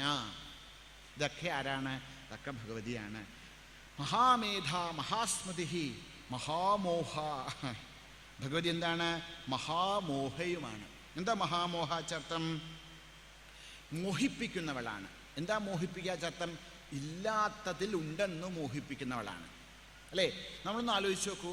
ഈ മഹാമോഹം ഇല്ലെങ്കിൽ ഈ ലോകം നടക്കുമോ? ഒരിക്കലും നടക്കില്ല. നമ്മളെല്ലാവരും വെച്ച് കഴിഞ്ഞാൽ ഈ ലോകത്തിലെ ആളുകളൊക്കെ കല്യാണമൊക്കെ കഴിച്ച് കുടുംബമൊക്കെ ആയിട്ട് ജീവിക്കുന്നത് എന്തുകൊണ്ടാണ്? മോഹമുള്ളത് കൊണ്ടാണ്. ആ മോഹം എന്താണ്? എന്തെങ്കിലും ഒരു സുഖം ഉണ്ടാവും എന്നുള്ളൊരു മോഹത്തിലാണ് ഇങ്ങനെ ജീവിച്ചു പോകുന്നത്. ആ മഹാമോഹം കൊണ്ടാണ് ഈ ലോകം നിലനിൽക്കുന്നത്. മഹാമോഹം ഇല്ലെങ്കിൽ എന്ത് പറ്റും? ഈ ലോകത്തിൻ്റെ സ്ഥിതി സംഭാവ്യമല്ല. അങ്ങനെ ഈ ലോകത്തിലെ 99.9% ആളുകളെയും ആ മഹാമോഹത്തിൽ പെടുത്തി ഈ ലോകത്തെ നയിച്ചുകൊണ്ടിരിക്കുന്നവളാണ് ഭഗവതി. മഹാമോഹ ച ഭവതി മഹാദേവി. ആരാണ്? മഹാദേവിയാണ്. ദേവി എന്നുള്ള പദത്തിന് സംസ്കൃതത്തിൽ രണ്ടർത്ഥമുണ്ട്. ഒന്ന് ദിവ്യതി ഇതി ദേവി എന്നാണ് പദം. ദിവധാതുവിന് രണ്ടർത്ഥമാണ്. ഒന്ന് പ്രകാശിക്കുക എന്നും ഒന്ന് കളിക്കുക എന്നും. അപ്പോൾ മഹാദേവി ചെന്നർത്ഥം മഹത്തായ പ്രകാശമുള്ളവൾ എന്നർത്ഥം, അല്ലേ? ഈ ലോകത്തെ മുഴുവൻ പ്രകാശിപ്പിക്കുന്നവൾ എന്നർത്ഥം. രണ്ടാമത്തെ അർത്ഥമോ ഈ ലോകത്തിൽ മുഴുവൻ ഒരു കളിയായിട്ട്, അല്ലേ? പലപ്പോഴും നമ്മൾ ഈ അധ്യാത്മശാസ്ത്രമൊക്കെ പഠിച്ചിട്ട് അവസാനം ഒരു ചോദ്യം വരും നമ്മുടെ മനസ്സിൽ, ഇത് എന്തിനാ അതൊക്കെ ചെയ്യുന്നത്? സച്ചിദാനന്ദ സ്വരൂപമാണ് പരമാത്മാവെങ്കിൽ, ഈ ലോകം മുഴുവൻ പരമാത്മാവാണെങ്കിൽ ഈ നാമരൂപാത്മകമായ ജഗത്തിനെ എന്തിനു സൃഷ്ടിച്ചു? എന്നിട്ട് നമ്മളെ അതിൻ്റെ ഉള്ളിൽ ഇട്ടിട്ട് ഈ കഷ്ടപ്പാട് പെടുത്തേണ്ട വല്ല കാര്യമുണ്ടോ? പറയാണ് ഇതൊരു ലീലാകൈവല്യ ന്യായാത്മാണ്. എപ്രകാരമാണോ ഒരു കുട്ടി, അല്ലേ, വളരെ സൂക്ഷ്മതയോടുകൂടി മണലുകൊണ്ടൊരു കൊട്ടാരമൊക്കെ ഉണ്ടാക്കി അതിൻ്റെ അടുത്ത് ആരെങ്കിലും പോയാൽ അവരൊക്കെ ഇടിച്ച് തെറിപ്പിച്ച് ആ കൊട്ടാരത്തെ രക്ഷിച്ചുകൊണ്ടിരിക്കും കുറേ സമയം. കുറേ കഴിയും ബോറടിക്കും. എന്ത് ചെയ്യും? ആ കുട്ടി തന്നെ എന്ത് ചെയ്യും? ആ മണൽ കൊണ്ടുണ്ടായ കൊട്ടാരത്തെ ഉടച്ചു കളയുന്നത് പോലെ. അപ്പോൾ താനെന്തിനാണോ അത്ര കഷ്ടപ്പെട്ടിട്ട് കൊട്ടാരം ഉണ്ടാക്കിയത്? അതാണ് കളി.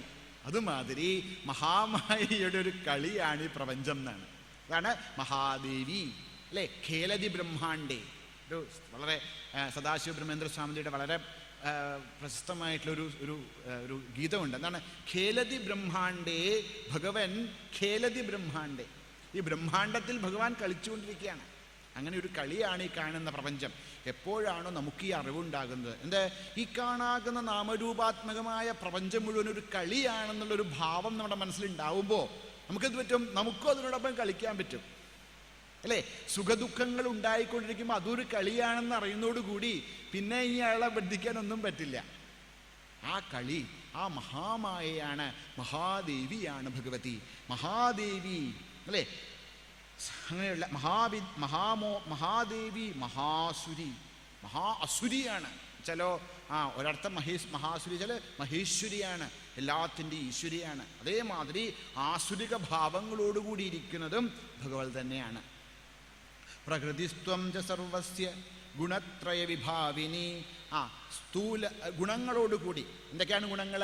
സത്വം, രജസ്, തമസ് എന്നീ 3 ഗുണങ്ങളോട് ഈ പ്രപഞ്ചത്തിന് മുഴുവൻ പ്രകൃതിയായിരിക്കുന്ന, ആധാരമായിരിക്കുന്ന നേച്ചർ. ആ നേച്ചർ ആരാണ്? അതും ഭഗവതിയാണ്. പിന്നെ പറയാണ് ഭഗവതി കാളരാത്രിർ മഹാരാത്രിർ മോഹരാത്രിശ്ച ദാരുണ. ഈ നമ്മുടെ ഭാരതത്തിലെ 3 രാത്രികളാണ് വളരെ പ്രധാനമായിട്ടുള്ളത്. ഒന്നാമത്തെ രാത്രിയാണ് കാലരാത്രി. കാലം ചാരർത്ഥം ശിവ ഇത്യർത്ഥ. നമ്മുടെ കാലനല്ല, കാലഹ എന്ന് വെച്ചാൽ ദ എംബോഡിമെൻ്റ് ഓഫ് ടൈം. കാലഹ, അല്ലെ? കാലം ച സമയം എന്നർത്ഥം.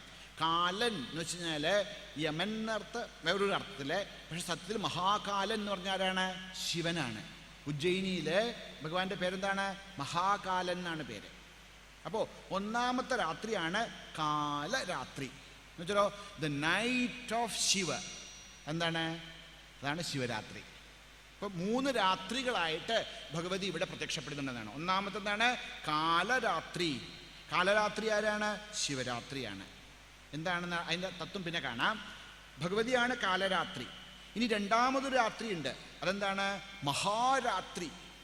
മഹാരാത്രി എന്ന് വെച്ച് കഴിഞ്ഞാൽ ഈ നവരാത്രി തുടങ്ങുന്നതിൻ്റെ തൊട്ടു മുമ്പുള്ള രാത്രി, നവരാത്രി അല്ലേ, ശാരദീയ നവരാത്രി തുടങ്ങുന്നതിന് തൊട്ടു മുമ്പുള്ള ദിവസത്തിന് മഹാലയ അമാവാസ്യ എന്നാണ് പറയുക. മഹാലയ അമാവാസ്യയുടെ രാത്രിയുടെ പേരാണ് മഹാരാത്രി. ഈ മൂന്നാമതൊരു രാത്രിയുണ്ട്, എന്താണ്? മോഹരാത്രി. ഏറ്റവും കൂടുതൽ കടുത്ത ഇരുട്ടുള്ള രാത്രി അതിപ്പോൾ കഴിഞ്ഞേ ഉള്ളൂ. ഏതാണ്? ദീപാവലിയുടെ രാത്രി. ഈ 3 രാത്രികളെയാണ് കാലരാത്രി, മഹാരാത്രി, മോഹരാത്രി എന്ന് പറയാം. ഈ 3 രാത്രികളും ഭഗവതിയുടെ ഉപാസനയ്ക്ക് വളരെ പ്രധാനപ്പെട്ടതാണെന്നാണ്. അത് കൊള്ളാം. പക്ഷേ ഇതിൻ്റെ അർത്ഥം എന്താണ്? എന്താണ് കാലരാത്രി വെച്ചാൽ? കാലരാത്രി എന്ന് വെച്ച് കഴിഞ്ഞാൽ കൽപ്പപ്രളയമാണ്. എല്ലാം അവസാനിക്കുന്ന, അല്ലേ, എല്ലാം പ്രളയത്തിൽ അവസാനിക്കുന്ന, എല്ലാം ശിവനിൽ ഒന്നാകുന്ന, ശിവൻ മാത്രം നിലനിൽക്കുന്ന, ഒരിക്കലും ഉറങ്ങാൻ പാടാത്ത, മറ്റു രാത്രികളൊക്കെ ഉറങ്ങാം, പക്ഷേ എല്ലാ ദ്വൈത പ്രപഞ്ചവും അടങ്ങി ആ ശുദ്ധ ചൈതന്യം മാത്രം നിലനിൽക്കുന്ന രാത്രിയാണെന്ന് പറയുന്നത് കാലരാത്രി എന്ന് പറയുന്നത്. അതായത് സമയം അസ്തമിക്കുന്ന രാത്രി എന്നർത്ഥം. സമയത്തിനതീതമായി നമ്മുടെ എല്ലാം സചേതനമായ ഈശ്വര സ്വരൂപത്തിൽ അമരുണ്ട രാത്രി, ഉറങ്ങിക്കൂടാത്ത രാത്രി. അതുകൊണ്ടാണ് കാലരാത്രി എന്ന് പറയുന്നത്. അതായത് എല്ലാം ലയിക്കുന്ന, ശിവൻ മാത്രം ഭാസിക്കുന്ന രാത്രി, അത് ഭഗവതിയാണ്. ഇനി അടുത്തത് എന്താണ്? അടുത്താണ് മഹാരാത്രി. മഹാരാത്രി വെച്ചാൽ മന്വന്തര പ്രളയം സംഭവിക്കുന്ന രാത്രിയാണിത്. എന്താ മന്വന്തര പ്രളയം ചേർത്തം? ഞാൻ മാനവനാണ് എന്നുള്ള ഭാവം. ഈ നമ്മുടെ കേരളത്തിൽ നമ്മളതങ്ങനെ ആചരിക്കാറില്ല. നമ്മൾ സാധാരണ അല്ലേ, ഈ കർക്കിടകത്തിലെ വാവിനാണ് പിതൃക്കൾക്കുള്ള ബലി. പക്ഷേ ഉത്തരഭാരതത്തിൽ, കേരളത്തിന് പുറത്തൊക്കെ ഈ എന്താണ് ശരദ് ഋതുവിലെ, ശരത്കാലത്തിലെ നവരാത്രി തുടങ്ങുന്ന തൊട്ട് തലേ അമാവാസ്യ, അതിനാണ് മഹാലയ. അത് 15 ദിവസം പിതൃപക്ഷം എന്നാ പറയുക. ആ ദിവസം എന്താണ്? പിതൃക്കളുടെ രാത്രിയാണെന്നാണ്. ഏത് രാത്രി? ഈ മഹാലയ അമാവാസ്യ രാത്രി. എന്നുവെച്ചാൽ അർത്ഥം എന്താണ്?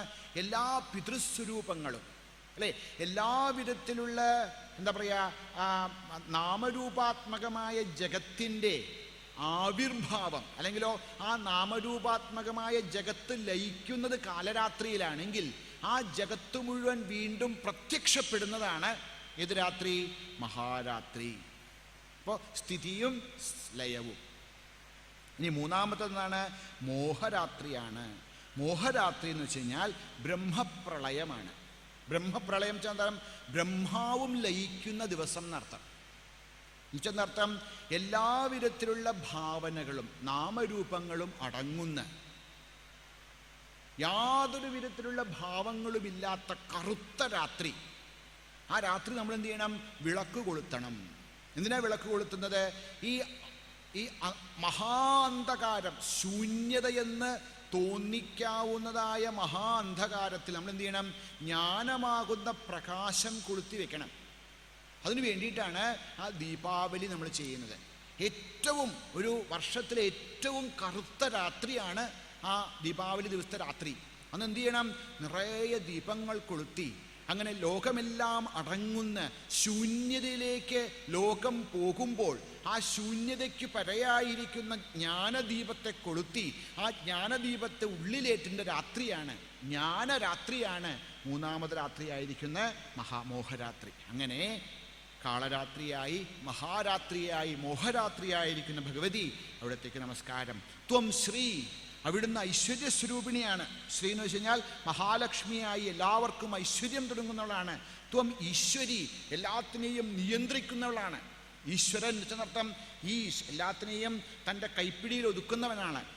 ത്വം ഹ്രീ, അവിടുന്ന് ഹ്രീയാണ്. എന്താ ഹ്രീ ചർത്ഥം? ഹ്രീ എന്ന് വെച്ച് കഴിഞ്ഞാൽ അധർമ്മഭീരുത ഇത്യർത്ഥ അല്ലെ. ഹ്രീ എന്ന് വെച്ച് കഴിഞ്ഞാൽ മലയാളത്തിൽ നമ്മൾ സാധാരണ നാണം എന്ന് പറയും. പക്ഷെ നാണം എന്ന് വെച്ച് കഴിഞ്ഞാൽ എന്താർത്ഥം? അധർമ്മം ചെയ്യാനുള്ള ഭീരുതയ്ക്കാണ് എന്ത് പറയുക? ഹ്രീ എന്ന് പറയാം സംസ്കൃതത്തിൽ. അത് ഭഗവതിയാണ്. ത്വം ബോധലക്ഷണ ബുദ്ധി, അവിടുന്നാണ്. എല്ലാവർക്കും ബോധം കൊടുക്കുന്നവളായ ബുദ്ധിയും അവിടുന്ന് തന്നെയാണ്. അമ്മേ ലജ്ജ. നോക്കൂ, അവിടെ ഹ്രീ എന്ന് പറഞ്ഞു, ഇവിടെ ലജ്ജ എന്ന് പറഞ്ഞു. രണ്ടും ഒന്നല്ലേ? കുറച്ച് വ്യത്യാസമുണ്ട്. ഹ്രീ എന്ന് പറഞ്ഞാൽ അധർമ്മം, ഞാൻ അധർമ്മം ചെയ്യുകയില്ല എന്നുള്ള ആ നിഷ്ഠയിൽ നിന്നുണ്ടാകുന്ന അധർമ്മം ചെയ്യാതിരിക്കലെയാണ് ഹ്രീ എന്ന് പറയാം. ലജ്ജ എന്ന് പറഞ്ഞാൽ ലോകഭയം കൊണ്ട് തെറ്റ് ചെയ്യാതിരിക്കലാണ്. അല്ലേ? നമ്മൾ വസ്ത്രം ധരിക്കുന്നത് എന്ത് വേണ്ടിയിട്ടാണ്? ലജ്ജ കൊണ്ടാണ്. എന്താ ലജ്ജ? ആൾക്കാരെന്താ പറയുക, അല്ലേ? ആൾക്കാരെന്താ പറയുക എന്ന് വെച്ചിട്ടാണ് ഈ കോപ്പൊക്കെ കെട്ടിക്കൊണ്ട് നടക്കുന്നത്. അതാണ് ലജ്ജയും ഹ്രീയും തമ്മിലുള്ള വ്യത്യാസം.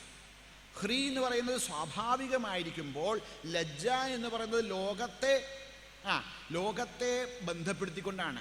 അങ്ങനെ ലജ്ജ പുഷ്ടിഹി, ഈ ലോകത്തെ മുഴുവൻ പുഷ്ടിപ്പെടുത്തുന്നവളും ഭഗവതിയാണ്. തുഷ്ടിഹി, എല്ലാവർക്കും സന്തോഷമായി ശാന്തിയായി ക്ഷാന്തിയായിരിക്കുന്നവൾ ഭഗവതിയാണ്. എന്താ ക്ഷാന്തി ചാർത്ഥം? ഇപ്പൊ ശാന്തി എന്ന് വെച്ചാൽ മനസ്സിന്റെ അടക്കം, അല്ലേ? എന്താ ക്ഷാന്തി? ക്ഷാന്തി എന്ന് വെച്ച് കഴിഞ്ഞാൽ പ്രലോഭനേ സത്യപി ക്ഷോഭ നിവൃത്തി.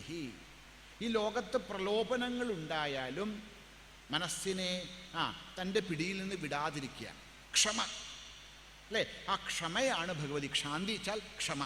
അങ്ങനെ ക്ഷമയായിരിക്കുന്നവളും ഭഗവതിയാണ്. ഇനി എങ്ങനെയാണ് ഭഗവതിയുടെ രൂപം? നമ്മുടെ എല്ലാവരുടെയും പലരുടെയും മനസ്സിൽ ചോദ്യം ഉണ്ടായിട്ടുണ്ടാവും. പലപ്പോഴും മറ്റു മതസ്ഥർ നമ്മളോട് ചോദിക്കാറുണ്ട്, എന്താണ് നിങ്ങളുടെ ദൈവങ്ങൾ എന്തൊരു രൂപമാണ്, അല്ലേ? ഒരാളുടെ കയ്യിലുമില്ല ആയുധങ്ങളില്ലാണ്ട് എത്ര ആയുധങ്ങളാണ് കയ്യിലെ. ഞങ്ങളുടെ ദൈവത്തെ നോക്കൂ, വേറെ പറയണ്ട. എന്തായാലും ദേവന്മാരുടെ കയ്യിലൊക്കെ എത്രത്തോളം. എന്തിനാണ് ഇങ്ങനെ ആയുധങ്ങളൊക്കെ പിടിച്ചുകൊണ്ടിരിക്കുന്നത്? പേടിയാണോ? അല്ല. എന്തിനാണ് ഭഗവതി ആയുധങ്ങളും എല്ലാം, അല്ലെ, വിവിധങ്ങളായിട്ടുള്ള ആയുധങ്ങളെ ധരിച്ചിരിക്കുന്നത്? പറയാണ്, ദൈത്യാനാം ദേഹനാശായ ഭക്താനാമഭയായ ച ധാരയന്ത്യായുധാനിത്ഥം ദേവാനാം ച ഹിതായ വൈ. എന്തിനു വേണ്ടിയിട്ടാണ് ഭഗവതി, അല്ലെങ്കിൽ ഏതൊരു ഈശ്വരനാകട്ടെ, ദേവന്മാരെല്ലാവരും വിവിധങ്ങളായ ആയുധങ്ങൾ ധരിച്ചിരിക്കുന്നത് അവരെ രക്ഷിക്കാൻ വേണ്ടിയിട്ടല്ല. എന്തിനു വേണ്ടിയിട്ടാണ്? ദൈത്യാനാം ദേഹനാശായ, ഈ ലോകത്തിലെ ആസുരിക ശക്തികളെ ഇല്ലായ്മ ചെയ്യുന്നതിനും ഭക്തന്മാരെ രക്ഷിക്കുന്നതിനും ദേവന്മാരുടെ ചില ദേവത്വത്തെ, ദൈവീകതയെ പാലിക്കുന്നതിനും വേണ്ടിയാണ് എന്ത് ചെയ്തിരിക്കുന്നത്? ദേവന്മാർ ആയുധങ്ങൾ ധരിച്ചിരിക്കുന്നത്. ഭഗവതിയുടെ കയ്യിൽ എന്തൊക്കെയാണ്? ഖഡ്ഗിനി ശൂലിനി ഘോര ഗദിനി ചക്രിണി തഥാ ശംഖിനി ചാപിനി ബാണഭുഷുണ്ഡി പരിഘായുധ. വിവിധങ്ങളായ ആയുധങ്ങളാണ്. ഒരു കയ്യിലെന്താണ്? ഖഡ്ഗിനി, കയ്യിൽ വാളുണ്ട്. എന്താ ഈ വാള്? ശുദ്ധബുദ്ധിയാണ് വാള്. ഭഗവതിയുടെ കയ്യിലെ വാളെന്താണ്? ശുദ്ധമായ ബുദ്ധിയാണ്. ഖഡ്ഗിനി.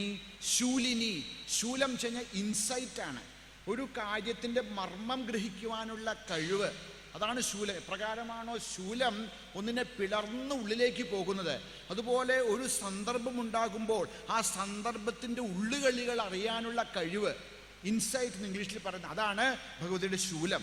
പിന്നെയോ ഗദിനി, കയ്യിൽ ഗതയുണ്ട്. എന്താ ഗത എന്ന് വെച്ചാൽ ധൃതിയാണ്. എന്താ ധൃതി ചേർത്തം? എത്ര കഷ്ടപ്പാട് വന്നാലും ആ കഷ്ടപ്പാടിനെ അഭിമുഖീകരിച്ചുകൊണ്ട് നിൽക്കാനുള്ള ആ ചങ്കുറപ്പ്, അതാണ് ഗതി.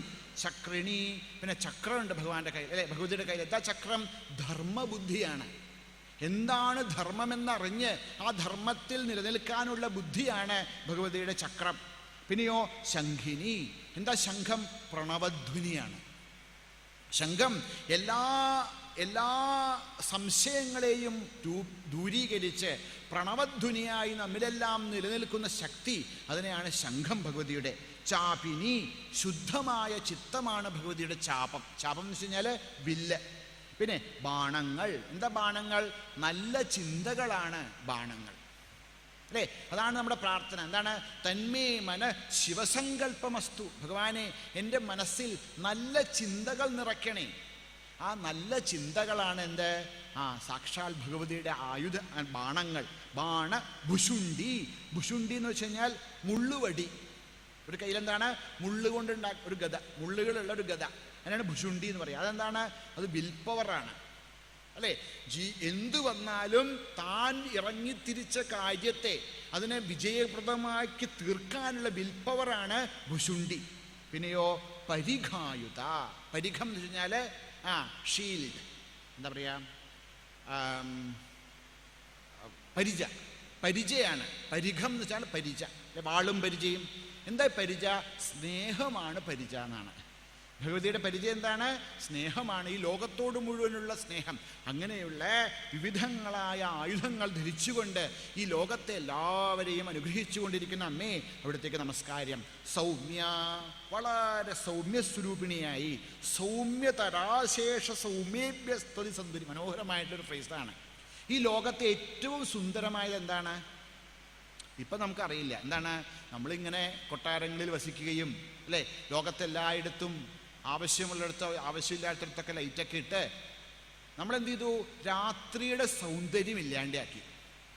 സത്യത്തിൽ നമുക്കിപ്പോൾ രാത്രിയുടെ സൗന്ദര്യം അറിയില്ല. പക്ഷെ രാത്രിക്ക് ഭയങ്കരമായ സൗന്ദര്യമാണ്. പ്രകാശത്തേക്കാൾ സൗന്ദര്യമുള്ളതാണ് രാത്രി, അല്ലേ? എപ്പോഴെങ്കിലുമൊക്കെ പോകണം. ആരുമില്ലാത്ത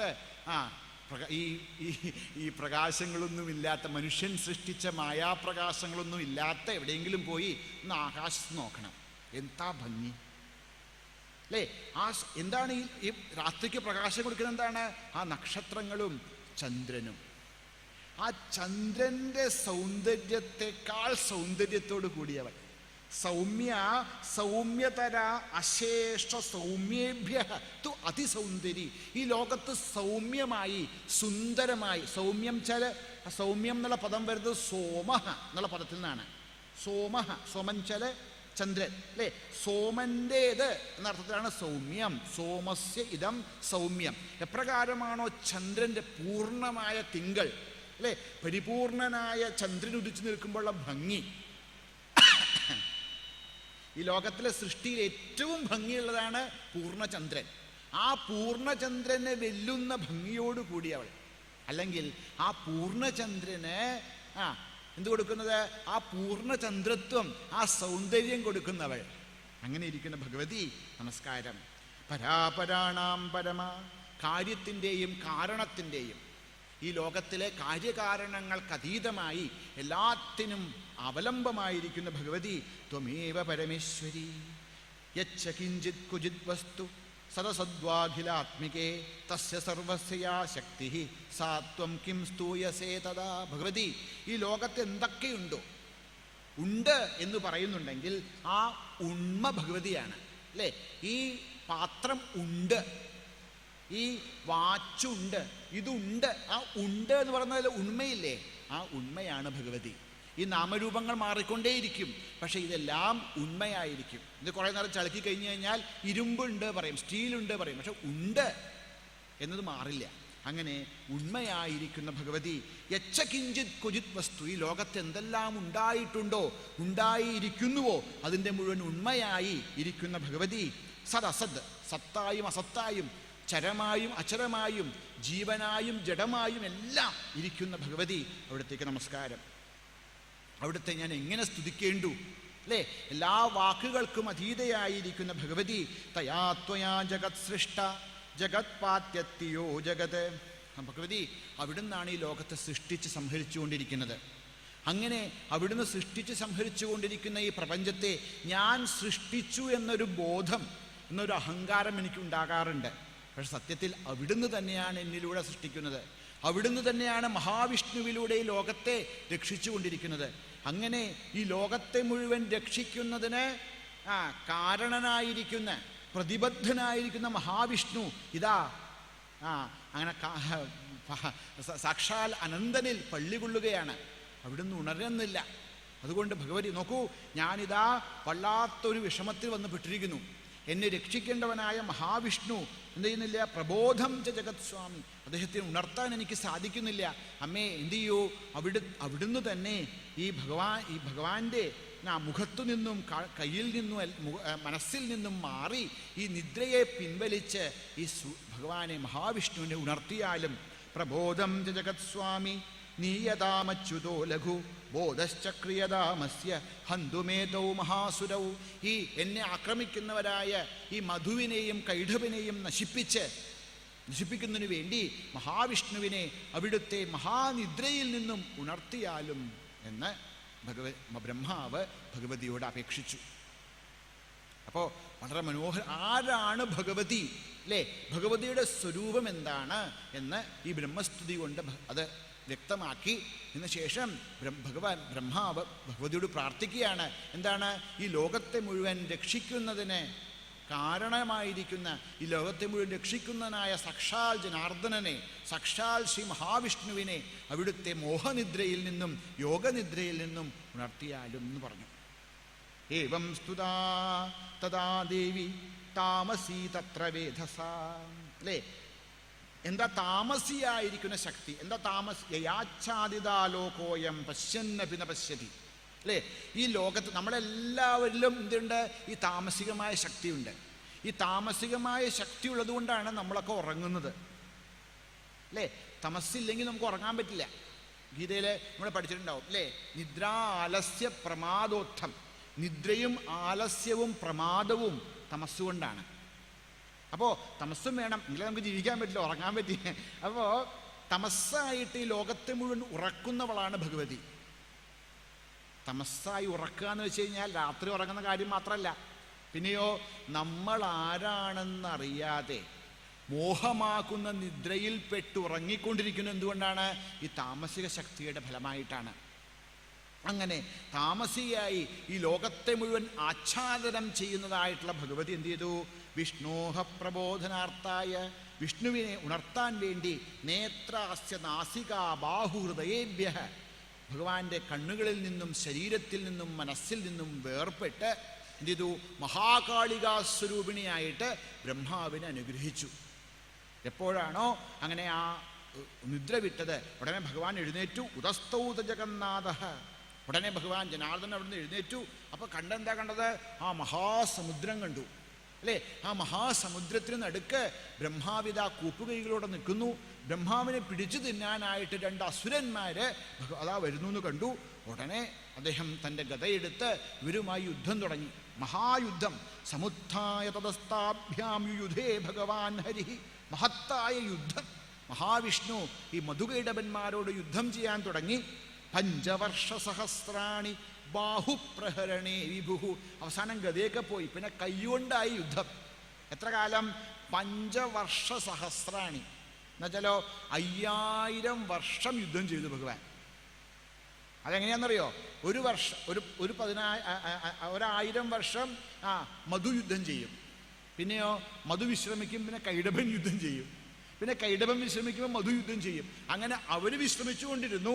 ഭഗവാൻ വിശ്രമമില്ലാതെ 5000 വർഷം ഇവരോട് യുദ്ധം ചെയ്തു. അങ്ങനെ യുദ്ധം ചെയ്തു കഴിഞ്ഞപ്പോൾ ഭഗവാന് മനസ്സിലായി ഇവരെ വധിക്കാൻ സാധ്യമല്ല എന്ന് മനസ്സിലായി. അപ്പോൾ ഭഗവാന് എന്തുകൊണ്ടാണ് ഇവരെ വധിക്കാൻ സാധിക്കാത്തത്? കാത്യായനി ഭഗവതി അവർക്ക് സ്വച്ഛന്താമൃത്യുക്കളാകട്ടെ എന്നുള്ള വരം കൊടുത്തിട്ടുണ്ടെന്ന് ഭഗവാന് മനസ്സിലായി. പിന്നെ എന്തേ വഴിയുള്ളൂ? ഭഗവതി കൊടുത്ത വരം ഭഗവതിയാൽ തന്നെ പൂർണ്ണമാക്കണം. അതുകൊണ്ട് ഉടനെ ഭഗവാൻ ഇവരോട് യുദ്ധം ചെയ്യുന്ന സമയത്ത് തന്നെ മനസ്സുകൊണ്ട് സാക്ഷാൽ ഭഗവതിയെ സ്മരിച്ചു. അപ്പം എന്ത് ചെയ്തു? താവപ്യതിബലോന്മത്തോ മഹാമായ വിമോഹിതോ. ഉടനെ മഹാമായ ഈ അസുരന്മാരുടെ മനസ്സിനെ മോഹിപ്പിച്ചു. അപ്പോൾ അത് ഭഗവാന് മനസ്സിലായി. ഉടനെ ഭഗവാൻ പറഞ്ഞു, എനിക്ക് ഭഗവാൻ ശ്രീ മഹാവിഷ്ണു ഈ മധുകൈടഭന്മാരോട് പറഞ്ഞു. എന്താ പറഞ്ഞത്? എനിക്ക് നിങ്ങളുടെ യുദ്ധം കണ്ടിട്ട് വലിയ സന്തോഷമായി. ഇതുവരെ എന്നോട് ആരും ഇങ്ങനെ യുദ്ധം ചെയ്തിട്ടില്ല. 5000 വർഷം തുടർച്ചയായിട്ട് മഹാവിഷ്ണുവിനോട് യുദ്ധം ചെയ്യുക എന്ന് പറയുന്നത് അത് സാധ്യമായിട്ടുള്ളൊരു കാര്യമല്ല. നിങ്ങളിങ്ങനെ യുദ്ധം ചെയ്ത് കണ്ടിട്ട് വലിയ സന്തോഷമായി. ഞാൻ നിങ്ങൾക്ക് വരം തരാം, എന്നിൽ നിന്ന് വരം വാങ്ങിച്ചുള്ളൂ പറഞ്ഞു. പക്ഷേ പാവം ഇവരെന്ത് ചെയ്തിരുന്നു? മഹാമായയുടെ മായയിൽ മുഴുകിയ ബുദ്ധിയോടുകൂടിയ ഇവരെന്ത് പറഞ്ഞു? നീ ഞങ്ങൾക്ക് വരം തരേ, ഞങ്ങളാണ് നിന്നെ തോൽപ്പിച്ചിരിക്കുന്നത്, ഇപ്പോൾ ഞങ്ങളാണ് സ്വാമി, അല്ലേ? ഞങ്ങൾ നിനക്ക് എന്തെങ്കിലും വരം തരാം, വേണോ? എന്തെങ്കിലും വരം വേണേ ചോദിച്ചോളാൻ പറഞ്ഞു. ഭഗവാൻ അത് കാത്തിരുന്നു. ഭഗവാൻ പറഞ്ഞു, ഓ ഉക്തവന്തോ വരോസ്മത്തോ വ്രിയതാം ഇത് കേശവം. അവർ പറഞ്ഞു, നിനക്കെന്തെങ്കിലും വരം, ഞങ്ങളാണ് യുദ്ധത്തിൽ ജയിച്ചിരിക്കുന്നത്, അപ്പോൾ യുദ്ധത്തിൽ ജയിച്ചിരിക്കുന്ന സ്വാമികളായ ഞങ്ങൾ നിനക്കെന്തെങ്കിലും വരം തരാം, വേണേ ചോദിച്ചോളൂ. ഉടനെ ഭഗവാൻ ഒരു പുഞ്ചിരിയോടുകൂടി ലോകത്തെ മുഴുവൻ മയക്കുന്നതായ പുഞ്ചിരിയോടുകൂടി അവരോട് പറഞ്ഞു, ആ ശരിയാവട്ടെ. ഭവേതാമദ്യമേ തുഷ്ടൗ മമ വധ്യാബുഭാവപി കിമന്യേന വരേണാത്ര ഏതാവധ്യവൃതം മമ. ശരി ശരി ശരി, നിങ്ങൾക്ക് എന്നിൽ നിന്ന് വരം വേണ്ട അല്ലേ? വേണ്ട. പക്ഷെ എനിക്ക് നിങ്ങളിൽ നിന്നൊരു വരം വേണം. എന്താ വരം വേണ്ടത്? നിങ്ങൾ രണ്ടുപേരും എന്നാൽ വധ്യന്മാരായി തീരണം. ചലോ, എനിക്ക് നിങ്ങൾ രണ്ടുപേരെയും വധിക്കാൻ സാധിക്കണം. അത് കേട്ടപ്പോഴാണ് അവർക്ക് മനസ്സിലായി നമ്മൾ ചതിക്കപ്പെട്ടു എന്ന്. വഞ്ചിതാഭ്യാമിതി തഥാ. അവർ മനസ്സിലാക്കി ഇവിടെ എന്തോ ഒരു കളി നടന്നിട്ടുണ്ട്, ആ കളി കാരണം കൊണ്ട് നമ്മൾ ചതിക്കപ്പെട്ടു എന്ന് അവർ മനസ്സിലാക്കി. പക്ഷേ അവർ വാക്ക് പറഞ്ഞു. എന്താണ്? ഞങ്ങൾ നിനക്ക് വരം തരാമെന്ന് പറഞ്ഞു. അതുകൊണ്ട് അവർ പറഞ്ഞു, ശരി ഞങ്ങളെ വധിച്ചോളൂ, പക്ഷെ ഒരു കണ്ടീഷൻ ഉണ്ട്. എന്താ കണ്ടീഷൻ? അവർ നോക്കിയപ്പോൾ എന്താ, എല്ലായിടത്തും വെള്ളം മാത്രമേ ഉള്ളൂ അല്ലേ? അപ്പോൾ അവർ പറഞ്ഞു, ഞങ്ങളെ ജലത്തിൽ വെച്ച് വധിക്കരുത് അല്ലേ, ഞങ്ങളെ ജലത്തിൽ വെച്ച് വധിക്കരുത്, ജലമില്ലാത്തിടത്ത് വെച്ച് വധിച്ചോളൂ പറഞ്ഞു. വിലോക്യതാഭ്യാം ഗതിതോ ഭഗവാൻ കമലേക്ഷണ ആവാം ജഹി ന യത്രോർവീ സലിലേന പരിപ്ലുത. സലിലേന പരിപ്ലുത, വെള്ളം കൊണ്ട് മൂടാത്തിടത്ത് വെച്ച് എന്നെ വധിച്ചോളൂ പറഞ്ഞു. ഭഗവാൻ തഥാസ്തു പറഞ്ഞു. ഭഗവാനാണോ വിഷമം അല്ലേ? ഭഗവാൻ പറഞ്ഞു അങ്ങനെ തന്നെ ആകട്ടെ എന്ന് പറഞ്ഞു. ഉടനെ അവിടുന്ന് തൻ്റെ രൂപത്തെ വലുതാക്കി, മഹത്തായ രൂപത്തെ എടുത്തിട്ട് എന്ത് ചെയ്തു? ഈ മധുകൈടഭന്മാരുടെ തൻ്റെ തുടയിൽ വെച്ച് തൻ്റെ ചക്രായുധം കൊണ്ട് അവരുടെ ശിരസ്സറത്തു. തദേത്തുത്വാ ഭഗവത ശംഖചക്രഗദാഭൃത കൃത്വാ ചക്രേണ വൈച്ഛിന്നേ ജഘാനേ ശിരസിത്തയോഹോ. ഉടനെ ഭഗവാൻ തൻ്റെ തൃത്തുടയിൽ ഈ മധുകൈടഭന്മാരെ വെച്ച് തൻ്റെ കയ്യിലുള്ള സുദർശനം കൊണ്ട് അവരുടെ കഴുത്തറത്തു. കഴുത്തറത്തപ്പോൾ എന്ത് പറ്റിയെന്നറിയോ? തയോസ്തു മേധസാരാജൻ ഇതിലില്ല, വിഷ്ണുനാ കൽപ്പിതാമഹി മേദിനീതി തദസജ്ഞാം ആവാപ്യേത്ഥം വസുന്ധര. അവരുടെ ശരീരത്തിൽ നിന്നും അവരുടെ മേധസ്, അവരുടെ കൊഴുപ്പ് ആ ശരീരത്തിൽ നിന്നും വന്നിട്ട് ആ ജലത്തിൽ, കാരണജലത്തിൽ വീണു. അങ്ങനെ കാരണജലത്തിൽ അവരുടെ കൊഴുപ്പ് വീണിട്ടാണ് എന്ത് ചെയ്തത്? ഈ കരയുണ്ടായത് എന്നാണ്. അതുകൊണ്ടാണ് ഈ കരയ്ക്ക് ഒരു പേരുണ്ട്, മേദിനി. എന്നർത്ഥം മേധസ്സിൽ നിന്നുണ്ടായത്, ഈ മധുകൈടവന്മാരുടെ കൊഴുപ്പിൽ നിന്നുണ്ടായത് എന്നർത്ഥം. അതുകൊണ്ടാണ് അല്ലേ ഈശ്വര പൂജയ്ക്ക് വേണ്ടി നമ്മൾ പുഷ്പങ്ങളോ പത്രങ്ങളോ ഒക്കെ അറക്കുമ്പോൾ അത് ഭൂമിയിൽ വീണ് കഴിഞ്ഞാൽ പിന്നെ അത് പൂജിക്കാൻ ഉപയോഗിക്കാൻ പാടില്ല എന്നാണ്, അത് അശുദ്ധമായി എന്നാണ്. അതുപോലെ നമ്മൾ നൈവേദ്യാദികളൊക്കെ ഉണ്ടാക്കി കഴിഞ്ഞാൽ അത് ഭൂമിയിൽ സ്പർശിച്ചു കഴിഞ്ഞാൽ പിന്നെന്താണ്? അത് അശുദ്ധമായി. നമ്മൾ നാമം ജപിക്കാനും എന്താ പറയുക വൈദികമായിട്ടുള്ള കർമ്മങ്ങൾക്കും പിന്നെ നമ്മുടെ ഉപാസനയ്ക്കൊക്കെ ഇരിക്കുമ്പോൾ നേരിട്ട് ഭൂമിയിൽ ഇരിക്കരുതെന്നാണ് അല്ലേ? എന്തെങ്കിലും ഒരു വിരിപ്പോ എന്തെങ്കിലും പലകയോ വെച്ചിട്ടേ ഇരിക്കാവുള്ളൂ. എന്തുകൊണ്ട്? ഭൂമിക്ക് ഈ മേധസ് വീണതായിട്ടുള്ള ഒരു അശുദ്ധി ഉള്ളത് കൊണ്ട് അതുമായിട്ട് സ്പർശമുണ്ടാകരുത് എന്നാണ്.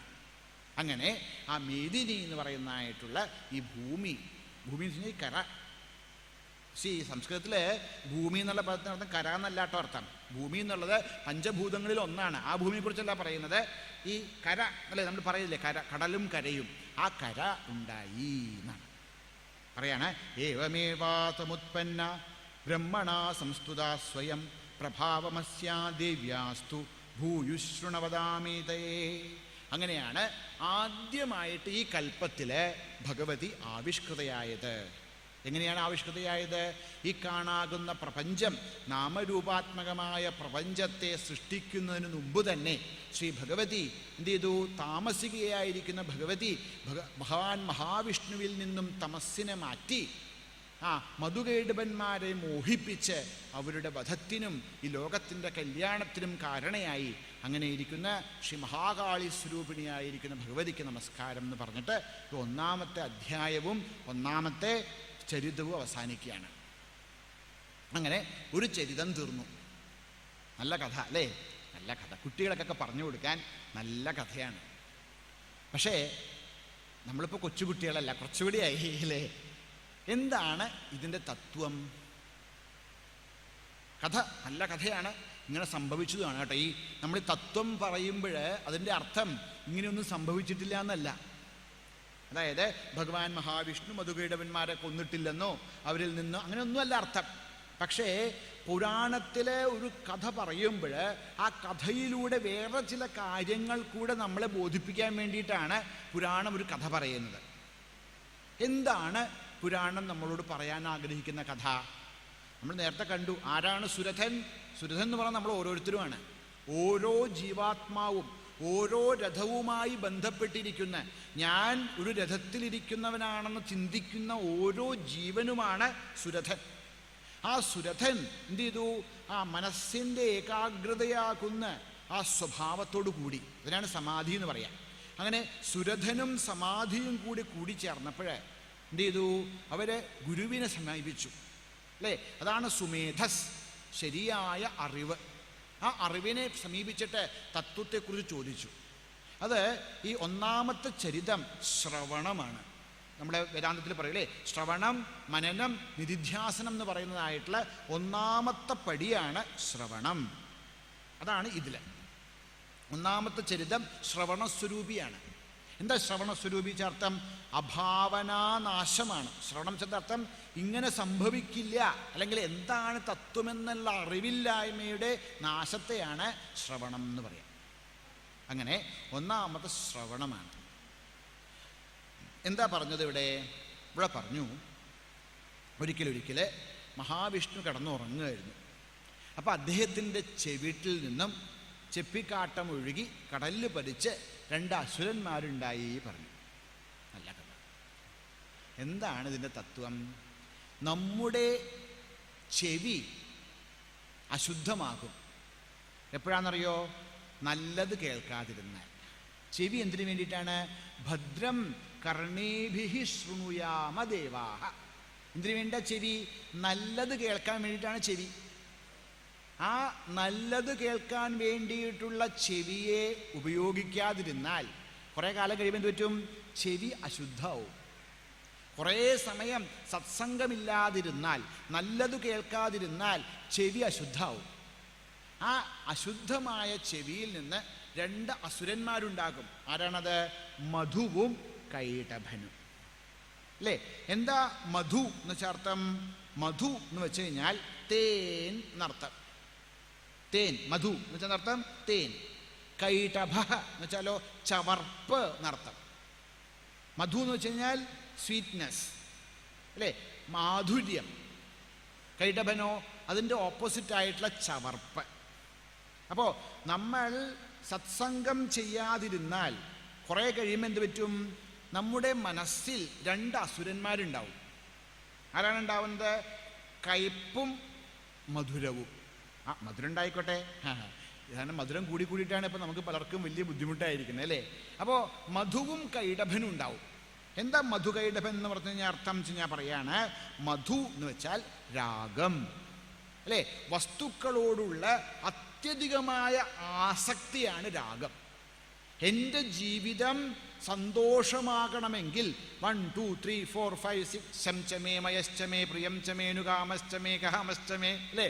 ഒരു വലിയൊരു ലിസ്റ്റ് ഉണ്ട് നമുക്ക്. Are you okay? സംവാട്ട്. എന്ത് പറ്റി? That bed was not that soft, അല്ലേ?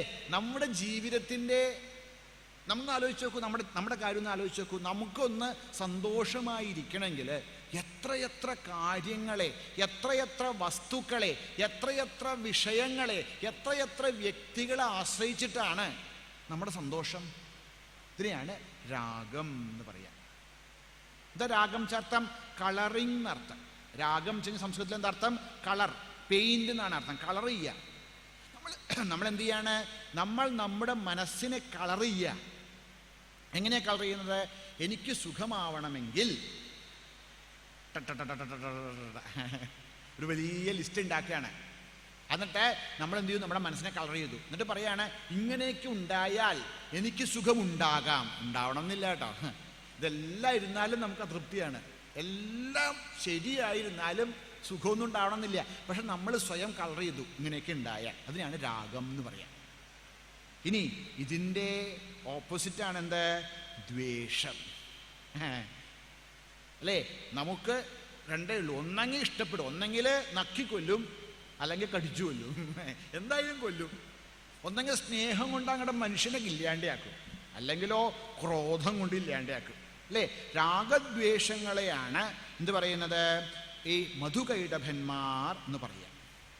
മധുകൈടഭന്മാർ ചേർന്നതാണ് രാഗദ്വേഷങ്ങളാണ്. അപ്പോൾ നമ്മളെപ്പോഴാണോ നമ്മുടെ കർണങ്ങളെ, നമ്മുടെ മനസ്സിനെ നല്ല കാര്യങ്ങളെ ചിന്തിച്ചുകൊണ്ടും ശ്രവിച്ചുകൊണ്ടും ഇരിക്കാത്തത്, അപ്പം എന്ത് പറ്റും, നമ്മുടെ മനസ്സിൽ സ്വാഭാവികമായിട്ട്, അത് വേറെ ആരും ഉണ്ടാക്കണ്ട, രാഗദ്വേഷങ്ങൾ സ്വയം ഉണ്ടാക്കും. ഒന്നിനോട് ഇഷ്ടം, വേറൊന്നിനോട് അനിഷ്ടം അല്ലേ. അത് ശരി, ഇത് ശരിയല്ല, അത് ശരി, ഇത് ശരിയല്ല. രാഗദ്വേഷങ്ങളെ കൊണ്ട് കലുഷിതമായിട്ട് സന്തോഷമായിരിക്കേണ്ട നമ്മുടെ ജീവിതം നമ്മൾ താറുമാറാക്കും. എപ്പോഴെങ്കിലും ചിന്തിച്ചു നോക്കൂ, നമ്മുടെ ജീവിതത്തിൽ ആരാണ് ഏറ്റവും കൂടുതൽ പ്രശ്നം ഉണ്ടാക്കുന്നത്? നമ്മുടെ രാഗദ്വേഷങ്ങളാണ്. ഒരാളെ കണ്ടപ്പോഴേ പറഞ്ഞു ഇയാൾ ശരിയല്ല കേട്ടോ. അതെങ്ങനെയാ അറിയാൻ പറ്റുക? നിങ്ങളവിടെ സംസാരിച്ചു, എന്തിനാ സംസാരിക്കുക? കാണുമ്പോൾ അറിയില്ല എന്നാണ്. ഉടനെ നമ്മൾ കളർ ചെയ്തു, ഒന്നെങ്കിൽ ഈ കളർ അല്ലെങ്കിൽ ആ കളർ. അങ്ങനെ രാഗദ്വേഷങ്ങളെ കൊണ്ട് മുഴുപ്പിക്കുകയാണ് ലോകം. അങ്ങോട്ടും ഇങ്ങോട്ടും രാഗദ്വേഷം വെച്ചിട്ട് എന്ത് ചെയ്യുന്നു? നമ്മുടെ എല്ലാ സ്വസ്ഥതയെയും ശാന്തിയെയും നമ്മൾ ഇല്ലാണ്ടാക്കി. ഇതാണ് ഒന്നാമത്തെ ഗ്രന്ഥി. നമ്മളെ ഓരോരുത്തരെയും ഈ ലോകത്തിൽ കെട്ടിയിട്ടിട്ടുണ്ട്. ഒരു കെട്ടല്ല, 3 കെട്ട്. അതിൽ ഒന്നാമത്തെ കെട്ടാണ് ബ്രഹ്മഗ്രന്ഥി. വിഷ്ണു ലളിതാ സഹസ്രനാമം വായിക്കുന്നവർക്കറിയാം, ബ്രഹ്മഗ്രന്ഥി വിഭേദിനി അല്ലേ. ഒന്നാമത്തെ കെട്ട് മണിപൂരക നിലയാ ബ്രഹ്മഗ്രന്ഥി വിഭേദിനി. ഒന്നാമത്തെ കെട്ട് നമ്മുടെ മണിപൂരക ചക്രത്തിലാണ്. ആ കെട്ടെന്താണ്? അതാണ് മധുവും കൈടഭനും, രാഗവും ദ്വേഷവും. ആ രാഗദ്വേഷങ്ങളെ കൊണ്ടാണ് സച്ചിദാനന്ദ സ്വരൂപിയായി ആനന്ദാമൃത സ്വരൂപിയായിരിക്കുന്ന നമ്മൾ ഓരോരുത്തരെയും ദുഃഖത്തിൻ്റെയും കഷ്ടപ്പാടിൻ്റെയും ആയ ഈ ലോകത്തിൽ കെട്ടിവെച്ചിരിക്കുന്നതിൻ്റെ ഒന്നാമത്തെ കെട്ടാണ് ഈ മധുകൈടഭന്മാർ. അങ്ങനെ രാഗദ്വേഷങ്ങളാകുന്ന മധുകൈടഭന്മാരെ അതിൽ നിന്ന് മോചിപ്പിക്കാൻ എന്താ വഴി? വിഷ്ണുവിന് ഉണർത്തണം. എന്താ വിഷ്ണു ചാർത്ഥം? വ്യാപനത്വാത് വിഷ്ണു. എല്ലായിടത്തും വ്യാപിച്ചിരിക്കുന്നതിനെയാണ് വിഷ്ണു എന്ന് പറയാം അല്ലേ. വിഷ്ണു ചാർത്ഥം വ്യാപിച്ചിരിക്കുന്നവൻ, വ്യാപനശീലത്വാത് വിഷ്ണു. ഭഗവാൻ ഗീതയിലും പറയും എന്താണ് നമുക്ക് രാഗദ്വേഷങ്ങളിൽ നിന്ന് രക്ഷപ്പെടാനുള്ള വഴി.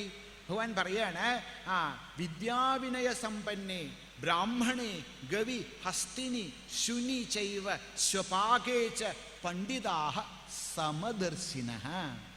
എന്താ വഴി? നമുക്ക് രാഗദ്വേഷങ്ങളെ ഇല്ലാതാക്കാനുള്ള വഴി എന്താണ്? സമദർശനമാണ്. ഭഗവത്ഗീത സത്യത്തിൽ ഏറ്റവും കൂടുതൽ ആവർത്തിക്കുന്നതാണ്. എന്താണ് സമദർശനം? എന്താ സമദർശനം ചാർത്ഥം? സമദർശനം ചാർത്ഥം ഇന്ന് വിചാരിക്കുന്ന പോലെയുള്ള സമദർശനം അല്ല. സമദർശനം വെച്ചാൽ സമത്വം ബ്രഹ്മ ഉച്യത്തെ. സമം എന്നുള്ള പദം ബ്രഹ്മത്തിൻ്റെ വാചകമാണ്. ബ്രഹ്മപര്യായിയാണ് സമം. അപ്പൊ സമദർശനം ചെന്തർത്ഥം എല്ലായിടത്തും ബ്രഹ്മത്തെ കാണുക. ചെന്തർത്ഥം എല്ലായിടത്തും നിറഞ്ഞിരിക്കുന്നത് താൻ തന്നെയാണെന്ന് കാണുക. ഇപ്പൊ എനിക്ക് തോന്നുകയാണ് അല്ലേ, ഈ കയ്യും ഈ കൈയിനോട് രാഗവും ഈ കൈയിനോട് ദ്വേഷവും ഉണ്ടാവുമോ? ഇല്ല. എന്തുകൊണ്ട്? എനിക്ക് തോന്നുകയാണ് ഇത് തന്നെയാണ് ഞാനെന്നുള്ള ഭാവം കൊണ്ട് ഈ കൈയിനോട് രാഗവും ഈ കൈയിനോട് ദ്വേഷവും ഇല്ല എനിക്ക്. അതുമാതിരി ഈ പ്രപഞ്ചം മുഴുവൻ നിറഞ്ഞിരിക്കുന്നത് ഒരേ സത്യമാണ്. ആ സത്യമാണ് ഞാൻ എന്നുള്ള ഭാവം, ആ വിഷ്ണുത്വം ഉണർത്തണം. വിഷ്ണുത്വം ഉണർത്തുമെന്ന് പറ്റും? ആ വിഷ്ണുവിന് മാത്രമേ, ആ വിഷ്ണു ബുദ്ധിക്ക് മാത്രമേ രാഗദ്വേഷങ്ങളോട് യുദ്ധം ചെയ്യാൻ പറ്റൂ. പിന്നെ എപ്പോഴാണോ ആ സർവാത്മഭാവം കൊണ്ട് നമ്മുടെ മനസ്സ് ശുദ്ധമാകണം.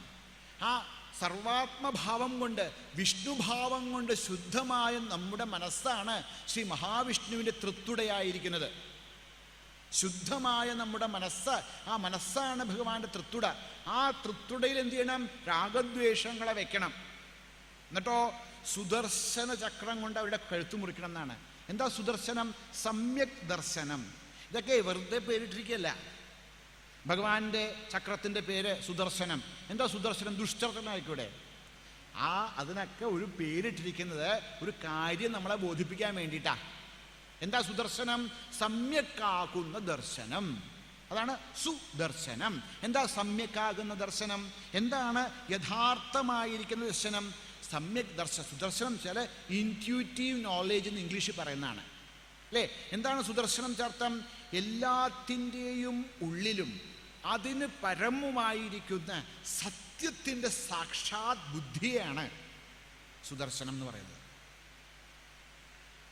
നമ്മൾ കണ്ണു തുറക്കുമ്പോൾ ഈ നാമരൂപാത്മകമായ എല്ലാം കാണുമ്പോഴും ഈ നാമരൂപാത്മകമായ ലോകത്തിന് അതീതമായി ഈ സൂത്രേ മണിഗണ ഇവ അല്ലേ, ഈ മണിഗണങ്ങൾക്ക് ഉള്ളിലെല്ലാം ഒരേപോലെ ഇരിക്കുന്ന ഒരു സൂത്രമായി, ഒരു നാരായി ഈ കാണാകുന്ന പ്രപഞ്ചത്തിന് അതീതമായിരിക്കുന്ന ആത്മതത്വത്തെ കാണാനുള്ള കഴിവാണ് സുദർശനം.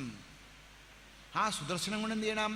വിഷ്ണുവിൻ്റെ എല്ലായിടത്തും വ്യാപിച്ചിരിക്കുന്ന പരമാത്മാവാണ് താനെന്നുള്ള അറിവ് കൊണ്ട് ശുദ്ധമായ നമ്മുടെ ഹൃത്തിൽ, നമ്മുടെ മനസ്സിൽ വെച്ചിട്ട് എന്ത് ചെയ്യണം? ഈ സുദർശനം കൊണ്ട് രാഗദ്വേഷങ്ങളുടെ തല അറുക്കണം. അങ്ങനെ വന്നാൽ എന്തായി? അങ്ങനെ വരുമ്പോൾ ഒരു വലിയ രാത്രി അവസാനിക്കും എന്നാണ്. എപ്പോഴാണോ ഭഗവാൻ ഈ സുദർശനം കൊണ്ട് ഈ മധുകൈടഭന്മാരെ വധിച്ചത്, അതോടുകൂടി എന്ത് ചെയ്തു? ഈ പ്രപഞ്ചത്തിൻ്റെ ഉദയമായി എന്നാണ്. അതുമാതിരി നമ്മളും രാഗദ്വേഷങ്ങളെ സംഹരിക്കുന്നതോടുകൂടി നമ്മുടെ ഒന്നാമത്തെ ഗ്രന്ഥി, നമ്മളെ ഈ മോഹപ്രപഞ്ചത്തിൽ കെട്ടിവെച്ചിരിക്കുന്ന ഒന്നാമത്തെ കെട്ടുപൊട്ടും. അപ്പം എന്ത് പറ്റും? ഹിരൺമയേന പാത്രേണ സത്യസ്യാപിഹിതം മുഖം. ആ ഹിരൺമയമായ പാത്രം കൊണ്ട് മൂടിയിരിക്കുന്നതായ സത്യം പതുക്കെ ഉദിച്ചു തുടങ്ങുന്നതാണ്. അതോടുകൂടി ഈ ലോകത്ത്, നമ്മുടെ ലോകത്ത് എന്ത് പറ്റുന്നു? നമുക്ക് ഈ ലോകത്തെ മുഴുവൻ വേറെ ഒരു പെർസെപ്റ്റീവ് അല്ലേ, വേറൊരു ദർശനം, നമ്മൾ ഇതുവരെ കാണാത്ത ഒരു ലോകത്തെ നമുക്ക് കാണാൻ സാധിക്കും. അപ്പോൾ എപ്പോഴാണോ നമ്മുടെ മനസ്സിലെ വിഗതമായ രാഗങ്ങളോട് കൂടിയ രാഗദ്വേഷങ്ങൾ അകന്ന ഒരു മനസ്സുകൊണ്ട് എന്ത് ചെയ്യുന്നു? നമ്മൾ ഈ രാഗദ്വേഷങ്ങളെ ഹനിക്കുന്നത്. അപ്പം എന്ത് പറ്റും? നമ്മുടെ കർമ്മഗ്രന്ഥി, ഒന്നാമത്തെ ഗ്രന്ഥിയുടെ, ബ്രഹ്മഗ്രന്ഥിയുടെ പേരാണ് കർമ്മഗ്രന്ഥി. ആ കർമ്മഗ്രന്ഥിയെ നശിക്കുകയും നമ്മുടെ ആധ്യാത്മികമായ ജീവിതം മണിപൂരകത്തിൽ നിന്ന് ഉയരുകയും ചെയ്യും എന്നാണ്. അതായത് ഈ ശരീരമനോബുദ്ധികൾ മാത്രമാണ് ഞാനെന്നുള്ള ആ ബോധം എന്നുള്ള അറിവില്ലായ്മ ഇല്ലാതായി ഈ ശരീരമനോബുദ്ധികൾക്ക് അതീതമായും ഞാനുണ്ട് എന്നുള്ളൊരു ബോധതലത്തിലേക്ക് ഉയരാൻ രാഗദ്വേഷങ്ങളുടെ നാശം നമ്മെ സഹായിക്കും. അതാണ് ഒന്നാമത്തെ ചരിതം കൊണ്ട് നമുക്ക് നേടാനുള്ളത്. ഭഗവാൻ ശ്രീ അല്ലേ മധുഹ, ഭഗവാന്റെ പേരാണ് മധുദ്വേഷിയായിരിക്കുന്ന, മധുവിനെയും കൈടഭനെയും നിഗ്രഹിച്ച് ഈ ലോകത്തെ മുഴുവൻ സംരക്ഷിക്കുന്ന ശ്രീ ജഗന്നാഥൻ്റെയും ആദ്യപരാശക്തിയുടെയും ഗുരുവിൻ്റെ അനുഗ്രഹത്താൽ പതുക്കെ പതുക്കെ നമ്മുടെ ജീവിതത്തിലെ ജീവിതത്തിലെ അന്നുള്ള രാഗദ്വേഷങ്ങളിൽ നിന്ന് ഒന്നുമല്ലെങ്കിൽ ഒന്ന് മാറി നിന്ന് വീക്ഷിക്കാനെങ്കിലും. നോക്കൂ, എൻ്റെ മനസ്സിലിപ്പോൾ രാഗമുണ്ടാകുന്നുണ്ട്, എൻ്റെ മനസ്സിലിപ്പോൾ ദ്വേഷമുണ്ടാകുന്നുണ്ട് എന്ന് തിരിച്ചറിയാനെങ്കിലും നമുക്ക് സാധിക്കട്ടെ. അവിടെ മുതലാണ് നമ്മൾ എന്ത് ചെയ്യുന്നത്? അമൃതത്വത്തിലേക്കുള്ള പടവുകൾ ചവിട്ടി തുടങ്ങുന്നത്. ഉടനെ നമുക്ക് രാഗദ്വേഷങ്ങളെ ഒറ്റയടിക്ക് സംഹരിക്കാൻ സാധിച്ചില്ലെങ്കിൽ തന്നെ ആദ്യത്തെ പടി എന്താണ്? എൻ്റെ മനസ്സിൽ രാഗവും ദ്വേഷവും ഉണ്ടാകുന്നുണ്ട് എന്നുള്ള അറിവാണ്. രണ്ടാമത്തെ പടിയോ പതുക്കെ പതുക്കെ ആ രാഗദ്വേഷങ്ങളിൽ നിന്ന് വിട്ടു നിൽക്കാനുള്ള ശ്രമമാണ്. രാഗദ്വേഷങ്ങൾ ഉണ്ടാവും മനസ്സിൽ, ഇവൻ നല്ലതല്ല, അല്ലെങ്കിൽ ഇവൻ വലിയ ആളാണ് എന്നൊക്കെയുള്ള ഭാവങ്ങൾ ഉണ്ടാവും. ഉടനെ നമുക്ക് മനസ്സിലാക്കാൻ സാധിക്കണം, എൻ്റെ മനസ്സ് കളിച്ചു തുടങ്ങി അല്ലേ, കർമ്മഗ്രന്ഥി എന്നെ ജന്മജന്മാന്തരങ്ങളായി പ്രപഞ്ചത്തിൽ കെട്ടിക്കൊണ്ടിരിക്കുന്ന കർമ്മഗ്രന്ഥി മൂലം എന്നുള്ളിലുള്ള വാസനകളെ കൊണ്ട് ഞാനിതാ രാഗദ്വേഷങ്ങളെ പ്രൊജക്റ്റ് ചെയ്തു തുടങ്ങിയിരിക്കുന്നു. ഇതുകൊണ്ട് വീണ്ടും എന്ത് പറ്റും? ഒരു കെട്ടുകൂടെ കൊടുക്കും എന്ന് മനസ്സിലാക്കി പതുക്കെ അതിൽ നിന്ന് ഒന്ന് ഡിറ്റാച്ച്ഡ് ആവാൻ ശ്രമിക്കുക. ആദ്യം തിരിച്ചറിയാം. രണ്ടാമത് ഡിറ്റാച്ച്ഡ് ആവുക. മൂന്നാമത് പതുക്കെ പതുക്കെ നമ്മുടെ ആധ്യാത്മികമായ സാധനകളെ കൊണ്ട് നമ്മൾ വളർത്തുന്നതായ ഈ ഏകാത്മതാ ബുദ്ധി കൊണ്ട്, അല്ലേ, ഈ ലോകം മുഴുവൻ ബ്രഹ്മം, സർവം ഖല്ലിദം ബ്രഹ്മ തജ്ജലാനിധി ശാന്തമുപാസീത. ഈ കാണാക്കുന്നത് മുഴുവൻ ആ പരമമായ ബ്രഹ്മമാണ്. അതിൽ നിന്നാണ് ഈ ലോകം ഉത്ഭവിച്ച് നിലനിന്ന് അവസാനിക്കുന്നത്. ആ ബ്രഹ്മം തന്നെയാണ് ഞാനെന്നുള്ള അറിവ് കൊണ്ട് പതുക്കെ പതുക്കെ നമുക്ക് എന്ത് ചെയ്യണം? രാഗദ്വേഷങ്ങളെ അവസാനിപ്പിക്കാൻ സാധിക്കണം. അപ്പോഴാണ് നമ്മൾ അമൃതത്വത്തിൻ്റെ ഒന്നാമത്തെ പടവിലേക്ക് കയറുക. അപ്പോഴാണ് നമ്മൾ ജീവിതത്തിൻ്റെ യഥാർത്ഥമായ സ്വാതന്ത്ര്യത്തെ, യഥാർത്ഥമായ സുഖത്തെ, ആനന്ദത്തെ അനുഭവിക്കാൻ സാധിക്കുക. സാക്ഷാൽ ശ്രീ ജഗദീശ്വരനും ഭഗവതിയും ഗുരുവും നമ്മെ ഈ പടവുകളിലേക്ക് കൈപിടിച്ചുയർത്തട്ടെ എന്ന് പ്രാർത്ഥിക്കും. ഓം പൂർണ്ണമദ പൂർണ്ണമിദം പൂർണ്ണാത് പൂർണ്ണമുദച്യത്തെ പൂർണ്ണസ്യ പൂർണ്ണമാദായ പൂർണ്ണമേവാവശിഷ്യത്തെ. ഓം ശാന്തി ശാന്തി ശാന്തി. ഹരി ഓം ശ്രീ ഗുരുഭ്യോ നമഃ. ഹരി ഓം.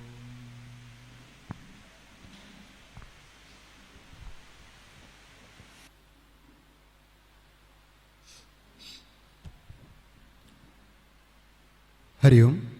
ശ്രീ ശങ്കരാചാര്യ വിരചിതമായ മന്ത്രമാതൃകാ ശ്ലോകങ്ങളോടുകൂടിയ മഹാത്രിപുരസുന്ദരി പൂജയിൽ പങ്കെടുക്കാൻ താല്പര്യമുള്ളവർ പുറത്തുള്ള കൗണ്ടറുമായി ബന്ധപ്പെടുക.